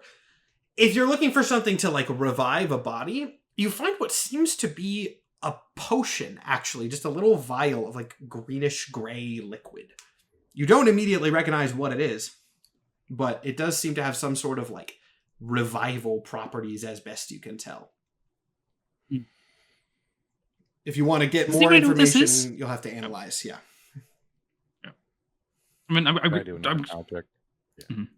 Yeah, you can do Arcana checks for me. Roll one as well. 15. Oof. 13. Oh, and actually, you're calling this out to everybody, right? Shepard has magical Yeah. experience. I should give Shepard this. Oh yeah. Nope. 14. Mike, did you roll one? No. Can't. Yeah, you can if you want. You don't have to. But nobody else is getting it, which is why I asked. Oh, I got a 5 on the die. No, none of you know what this is. You can tell it's powerful, but none of you know what this is. This is necromancy of some sort, and it's powerful. Yeah. I don't know what this does. Yeah, that's. I mean, at this point, he said he is. I mean, I don't really want to bring him back as a ghoul or anything. So maybe we can try to. I don't know. Find somebody more knowledgeable. I'm not ready to just. I mean, I don't. Perhaps, Professor, hold on. Good. No. This one random professor who woman. you now assume knows absolutely everything, but that's valid. So yeah, Well, Professor Hold On comes back. Yeah. No, I'm joking, but valid strategy. Professor Hold On shows up in the armory at the same time by coincidence. You guys, you have 24 hours. I assume that this is the main priority right now. I heard yeah. we were gearing the fuck up for yeah. war. I think Shepard is at this point getting a little bit twitchy about like actually coming up with an idea, but you can pacify him by reminding him that you have some level of army that's now being rallied. So, I'll say you find Shepard, Professor Hold On. I'd like to address Shepard. Oh, See yeah. that he's a little cagey about this. Shepard, if it'll help put you at ease, my brother is a powerful wizard, and if we bring him back, we'll have that much more magic on our side. Nah, no, you're right. You're right. Why the fuck did I just lose my ability to do the Shepard voice for no reason whatsoever? Yeah, I understand. I said it before. The necromancy's not my department. I'm not really much of a fan, but I get it. I get it. Do what you got to do. And then we'll play out the scene of Professor Hold On because I think people like Professor Hold On. We'll do that scene real quick. You find her in the library once again, studying something else at the time. Did you bring the body bag into the library? I don't think so. I don't No. think we would Okay, do I just that. wanted to make sure. Yeah. She. Well, I would assume that only the king has the key to the armory and our rings, so we'll just leave it in the armory. Yeah, that's kind of what I figured. Professor Hold On looks up and goes, "Oh, it's you all again. Hello. What strange and Show her esoteric the problem ring. have you brought me to? Okay, that's quite a magical artifact you have." Yeah, well, I mean, it's so we've gotten a little bit of a I'm a knight now. I thought the kobold was the knight. There's more. All right. Can you tell us anything about this potion, please and thank you. Let me see. She takes a look at it and goes, as she's saying it, she goes, "I know I haven't had time to finish grading papers in a week, thanks to you all, but fine, I'll take one more look here." Arcana check from her. That is a nat 1. No idea what this is. And she goes, necromancy, perhaps? It seems like some kind of just looks like strange water to me. Professor, can you cast Revivify? Is that a skill that you have? What level spell is Revivify? I mean, she's not a necromancy professor, so I'm gonna say probably not. But I'll look at the spell. That's a pretty I don't good. think Professor- Oh, no. Revivify is actually a No, necromancy skill. Revivify is a spell that Yeah. works on a target that died within the last minute. That's not. Minute, not hour. But that's what Gentle Repose is for. Yeah. Is it preserves it if you can get it within the last minute? Oh, well, then the question. Elgon took this corpse off a battlefield. I do think it would have taken him more than a minute to get. I would say Revivify probably doesn't. I work would then. say he would have been able to recover the corpse within an hour, but like said he died in battle. It would have taken more than 60 seconds to get that corpse to a safe location. Okay. Dang. Shit.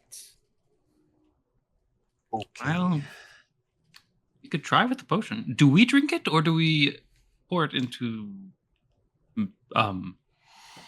sorry, respectfully, the corpse? Iggy, Yeah. yeah, Elgon thought that your brother was a powerful necromancer. Would he know what this is? He wanted.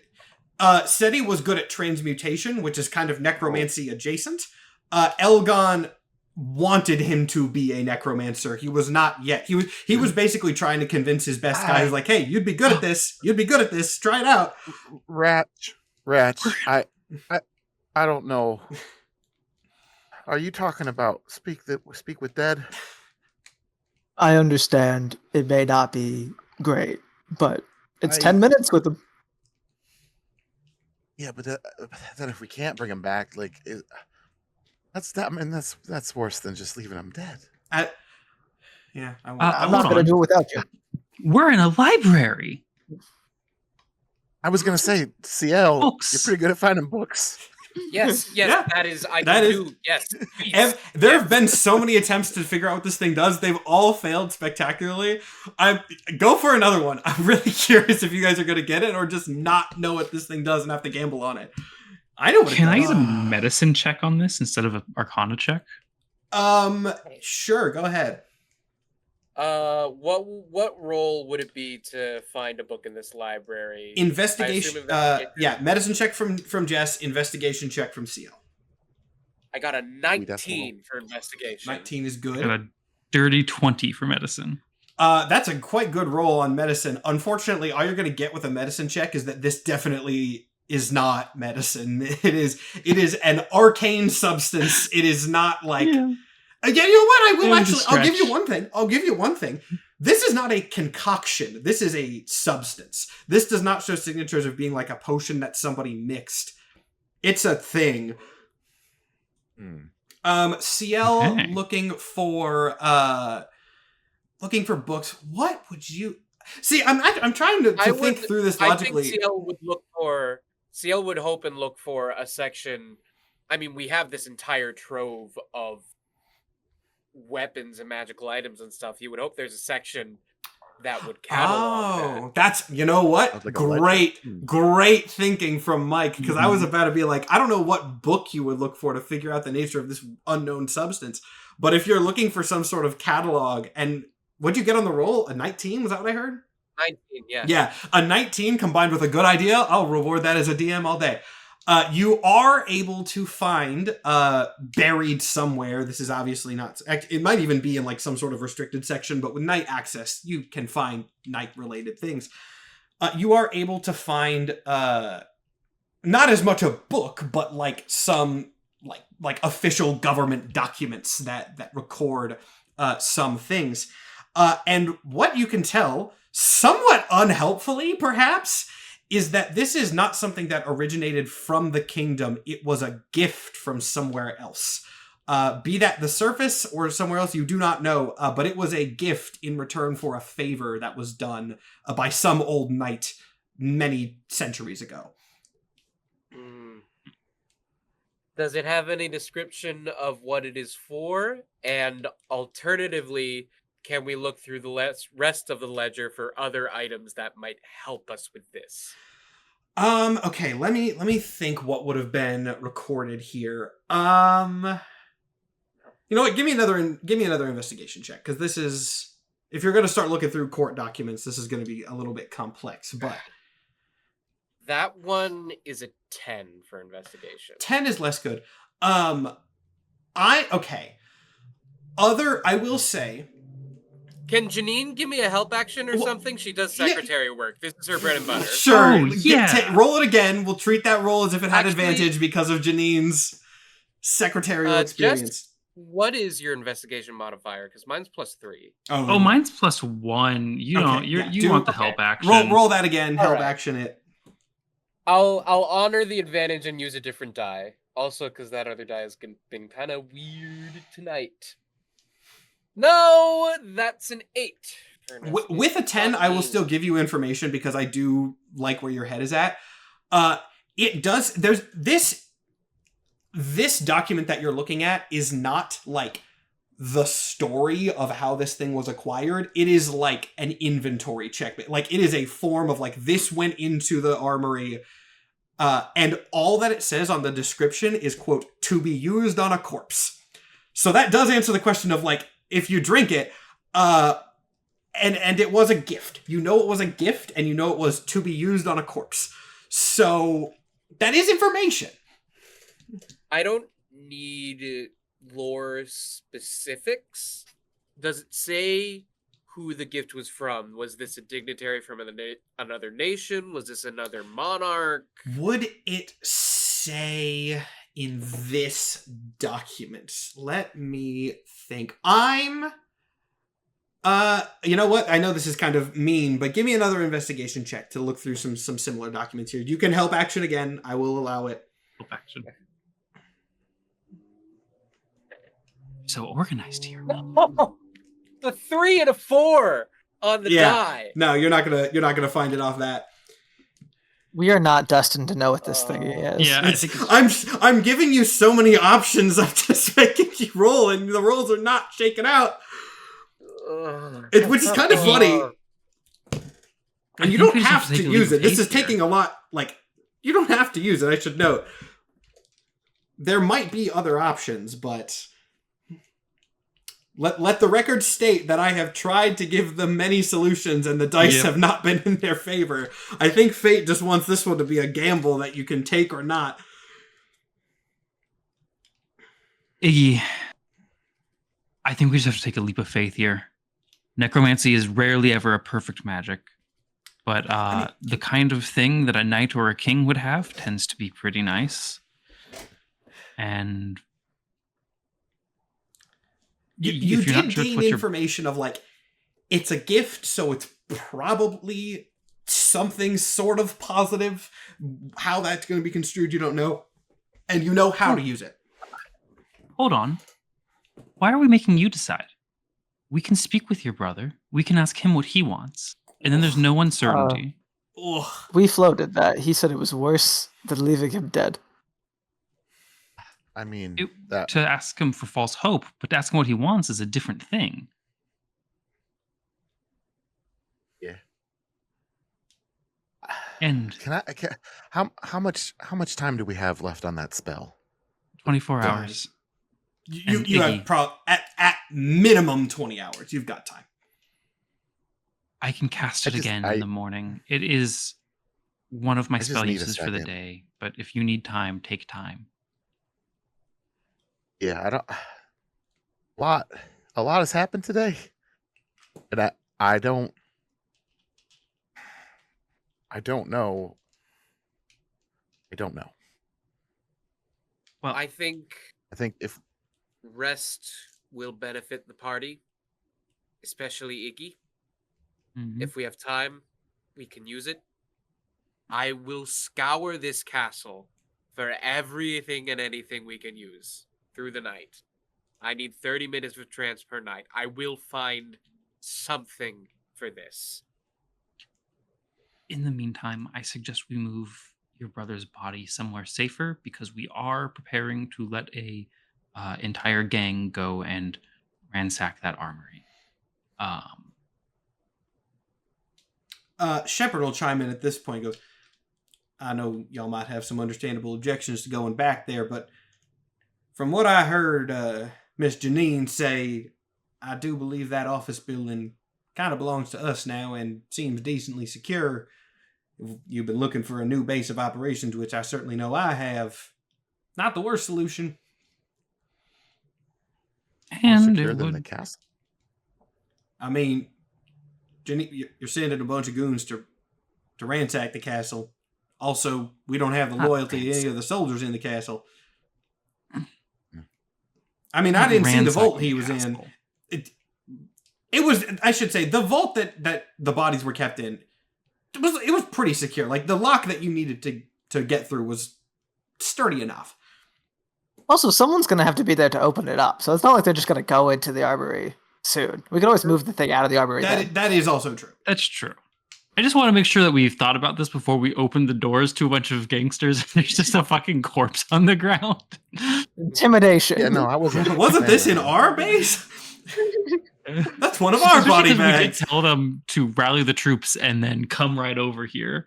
So You They may be did say here that. soon. You did freight. Oh, right. You guys want to take a nap. You did say go now, didn't you? Oh, boy. You okay. That changes the dynamic of the ending of because this there's episode. a war happening. Yeah.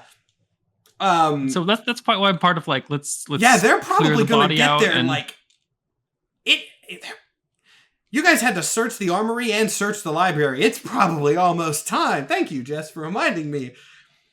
why we need to move the body. I mean, out of character, Iggy's not really like concerned with taking a nap necessarily. Like, he just needs Yeah. a second to Yeah. like process Yeah. all of this stuff.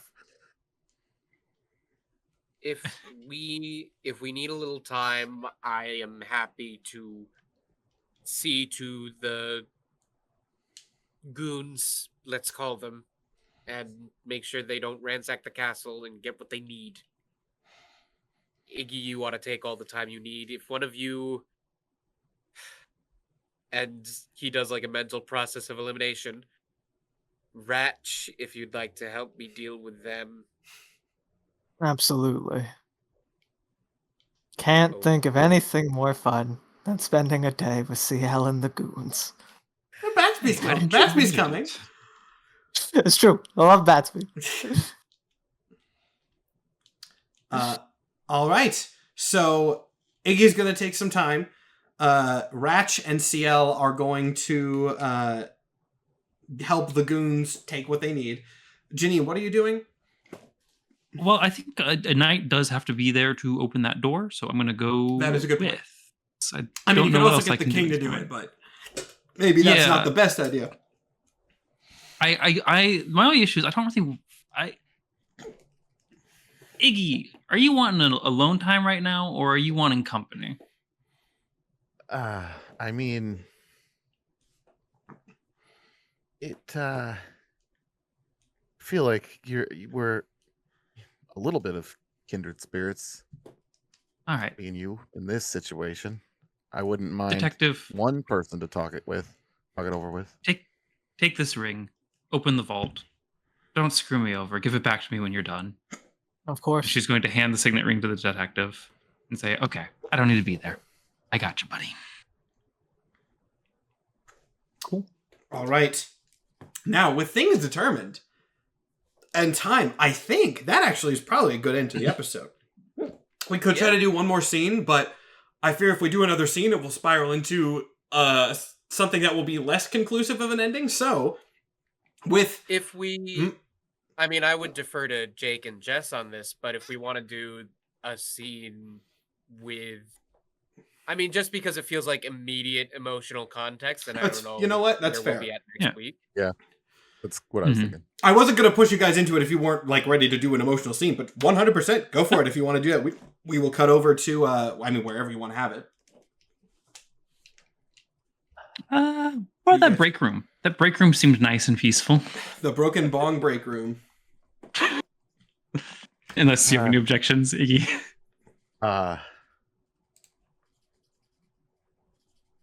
No, I don't care. I don't care where we talk. Cool. Yeah. So I assume that you wouldn't hesitate, not knowing what this potion is. Do you think you would give it if you could? Do you think you would? I would, because I know it's what she would want, right? Pine was very much the take chances and think about the risks and the consequences later kind of girl. And she knew I was into necromancy. I've shown her a thing or two. And she always said to just, bring her back. I have the benefit of knowing exactly what she wants. Which is a little ironic in this situation. But also, I don't know if it's what I would want, because necromancy is interesting. Life and death is interesting. I will admit it's a bit of a gloom hobby to have. But things that come back or reanimate aren't always the same as they once were, right? Right now, I'm very good at making bodies walk around. I can make a lot of bodies walk around, actually. But that's not really life. And I mean, I don't know if you've ever met a lich before. They look a little weird, and sometimes they're not all, they're not altogether sane. But they also don't seem unhappy.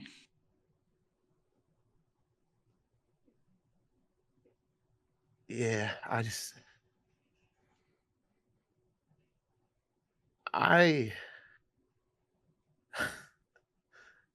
I mean, SETI was all I had. Yeah. I mean, Feeling. we were essentially, I mean, this has just been a lot. I mean, we were essentially slaves for Elgon, like, for all intents and purposes. I mean, we weren't food. It put food in our mouths to But you didn't have do a his choice. bidding, and there was no choice.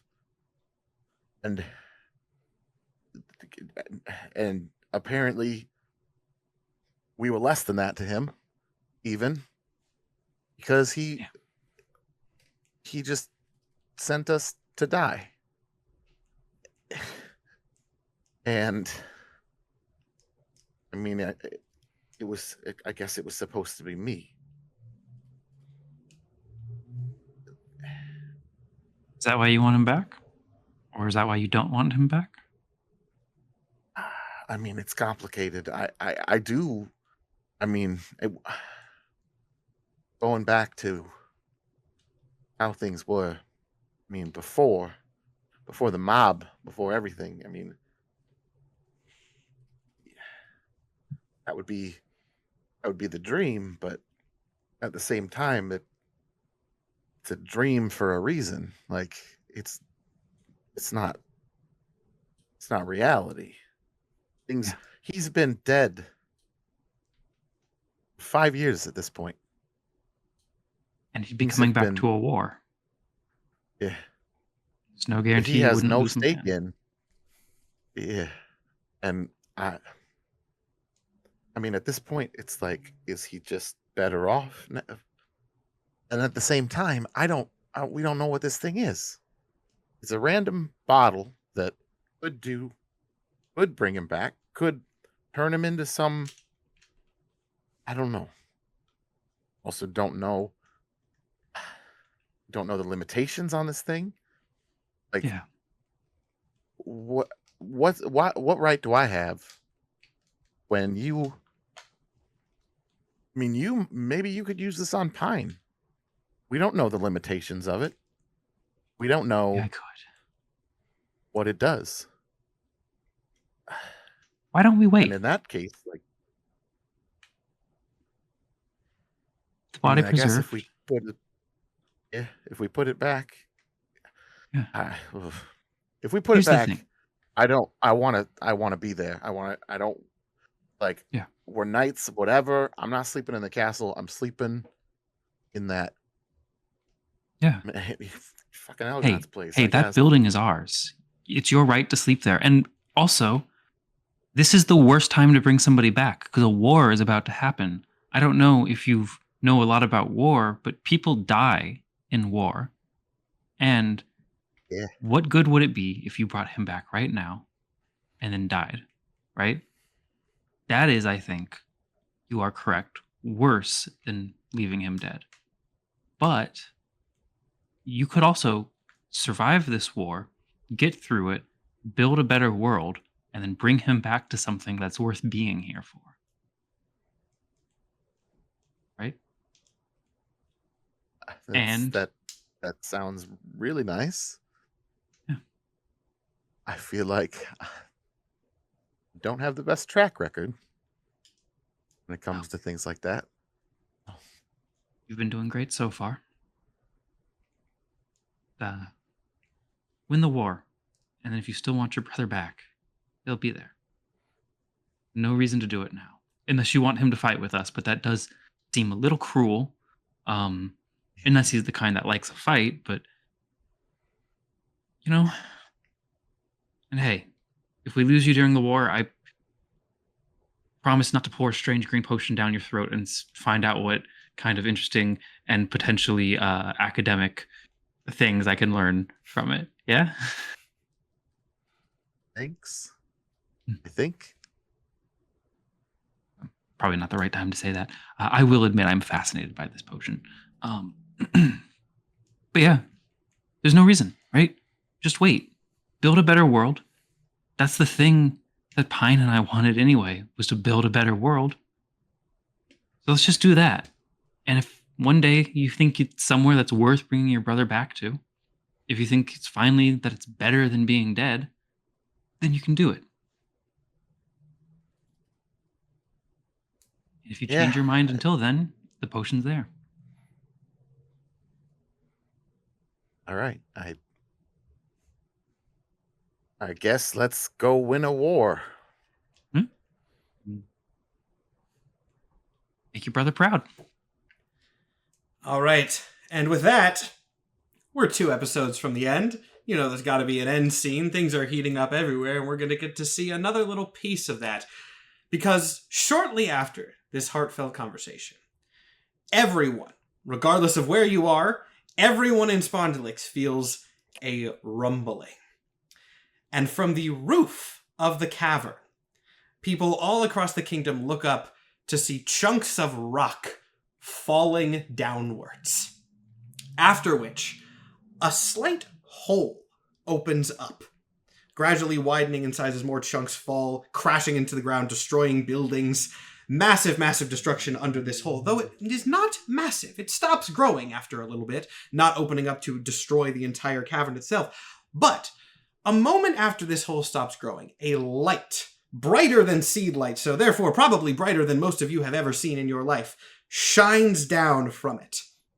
And those close to the hole can see in this light a squirming, struggling, tiny golden figure start to be lifted upwards to the hole. And we zoom in on Catsby going, shit, shit, shit, shit, as he is vacuumed up into the abyss above. And there, we will end the episode. Minor Infractions 8. 2 episodes from the end. This is going to be pretty cool, and I am excited for it still. How's everybody feeling? Right. We had fun looting time, and then we had fun trauma time. I like the balance of this episode. Yeah. How are we feeling? Suddenly remorseful that we really stopped looking for cats. Yeah, I was kind of surprised that everyone stopped looking, but hey, that's fine. That's fine. I've never met a Catsby. I don't know what this is. Yeah, that is actually true. Janine has maybe seen Catsby in passing like once or twice. We went to your office for the original decoding. He was doing the translating back to Shepard. You met him. Oh, okay. I have met a Catsby. Okay, yeah, so he has been but Janine does not have the context for Catsby's importance. That definitely not. Shepard had a weird cat with him. Shepard had a weird cat. He's a weird dog man.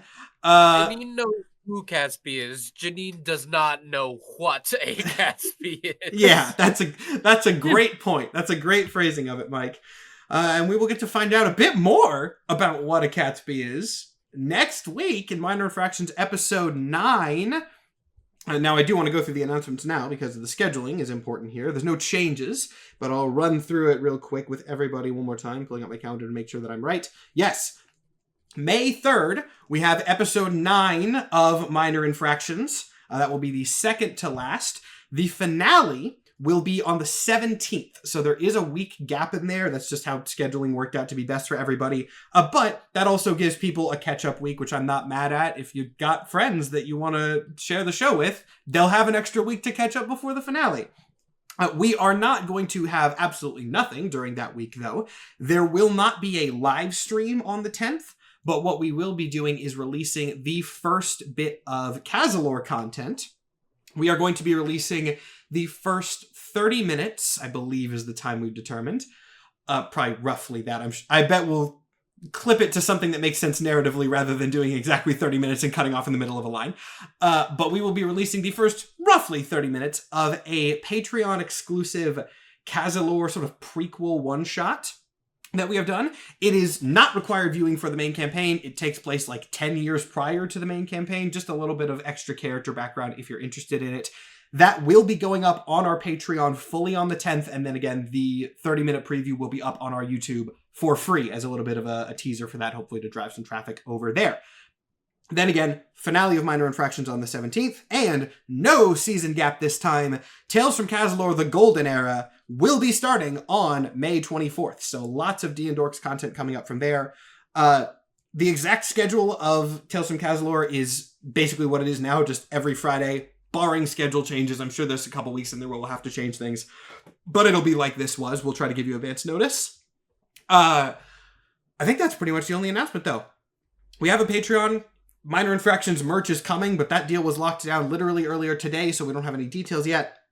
I hope you all enjoyed this episode. Other people, do you have things to plug? I know Nikhil has a big announcement relevant to his plugs. I do. Where is this? Hi. Here's the thing, guys. I have nothing to plug, for I have hit 10K on Instagram. Woo! And I'm very happy. You all did great. I actually gained like 10 every time I plugged it here. So literally, you people, you nailed it. You can still follow me. It's no longer necessary, but I appreciate it. Don't unfollow, to be clear. Actually, no, Continue that to would be follow. really funny. Can we as a community keep Nikhil permanently at exactly 10,000 followers? Not 9,999, not 10,001. Can we keep this man permanently locked on the dot exactly? That would be very funny. What's even funnier is not doing that and continuing to follow me if you've already done so. So that's great. That's Thank you. That's also a pitch, but that's not what I would do. I'll go and follow him on Instagram right now. I'll commit to the bit. Anyone else got anything to plug? Jake's raising his hand. Jake's down there on your screen. It's not really like a promotion or anything. I just want to share something with everybody that's still here. Oh yeah. Hold on.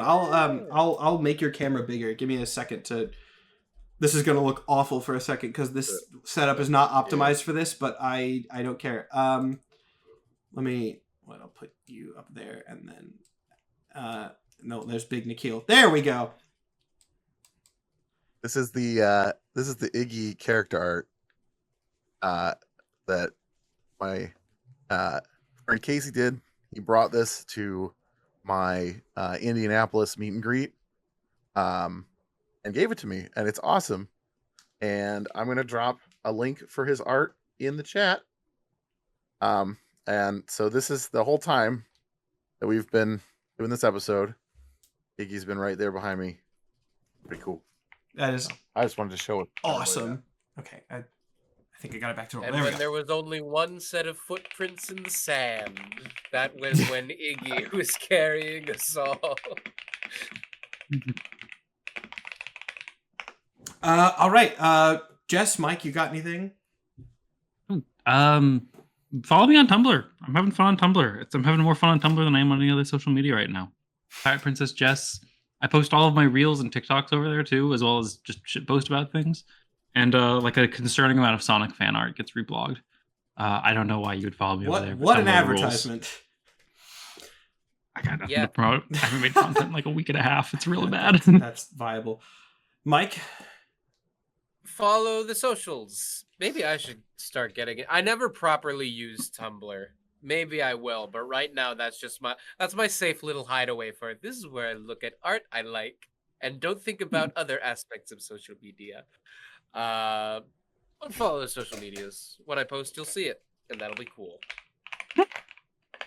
I also post things. I've actually been posting things regularly now because TikTok has decided it wants to give me views again. So I post like a lot on both my accounts because it makes me money. So you should go and watch that stuff if you haven't. I learned that people apparently like watching me talk about Power Rangers for 8 minutes straight on TikTok, which was quite a surprise. So there's lots of deep dive videos up there now. But I think that's all we got. I went over the schedules. I hope you all enjoyed this episode. Next week, I am very excited for so many reveals and things. Because episode 10, I mean, we're starting to hit the stride of like, expect these next 2 episodes to be longer, as is the nature of any campaign, with lots of reveals, lots of fun stuff, at least one new character introduction, probably a couple more than that, right at the end. But we'll save all that for next week. Thank you all for watching. Have a good rest of your night. We're going to record the after show. We will see you later. Bye.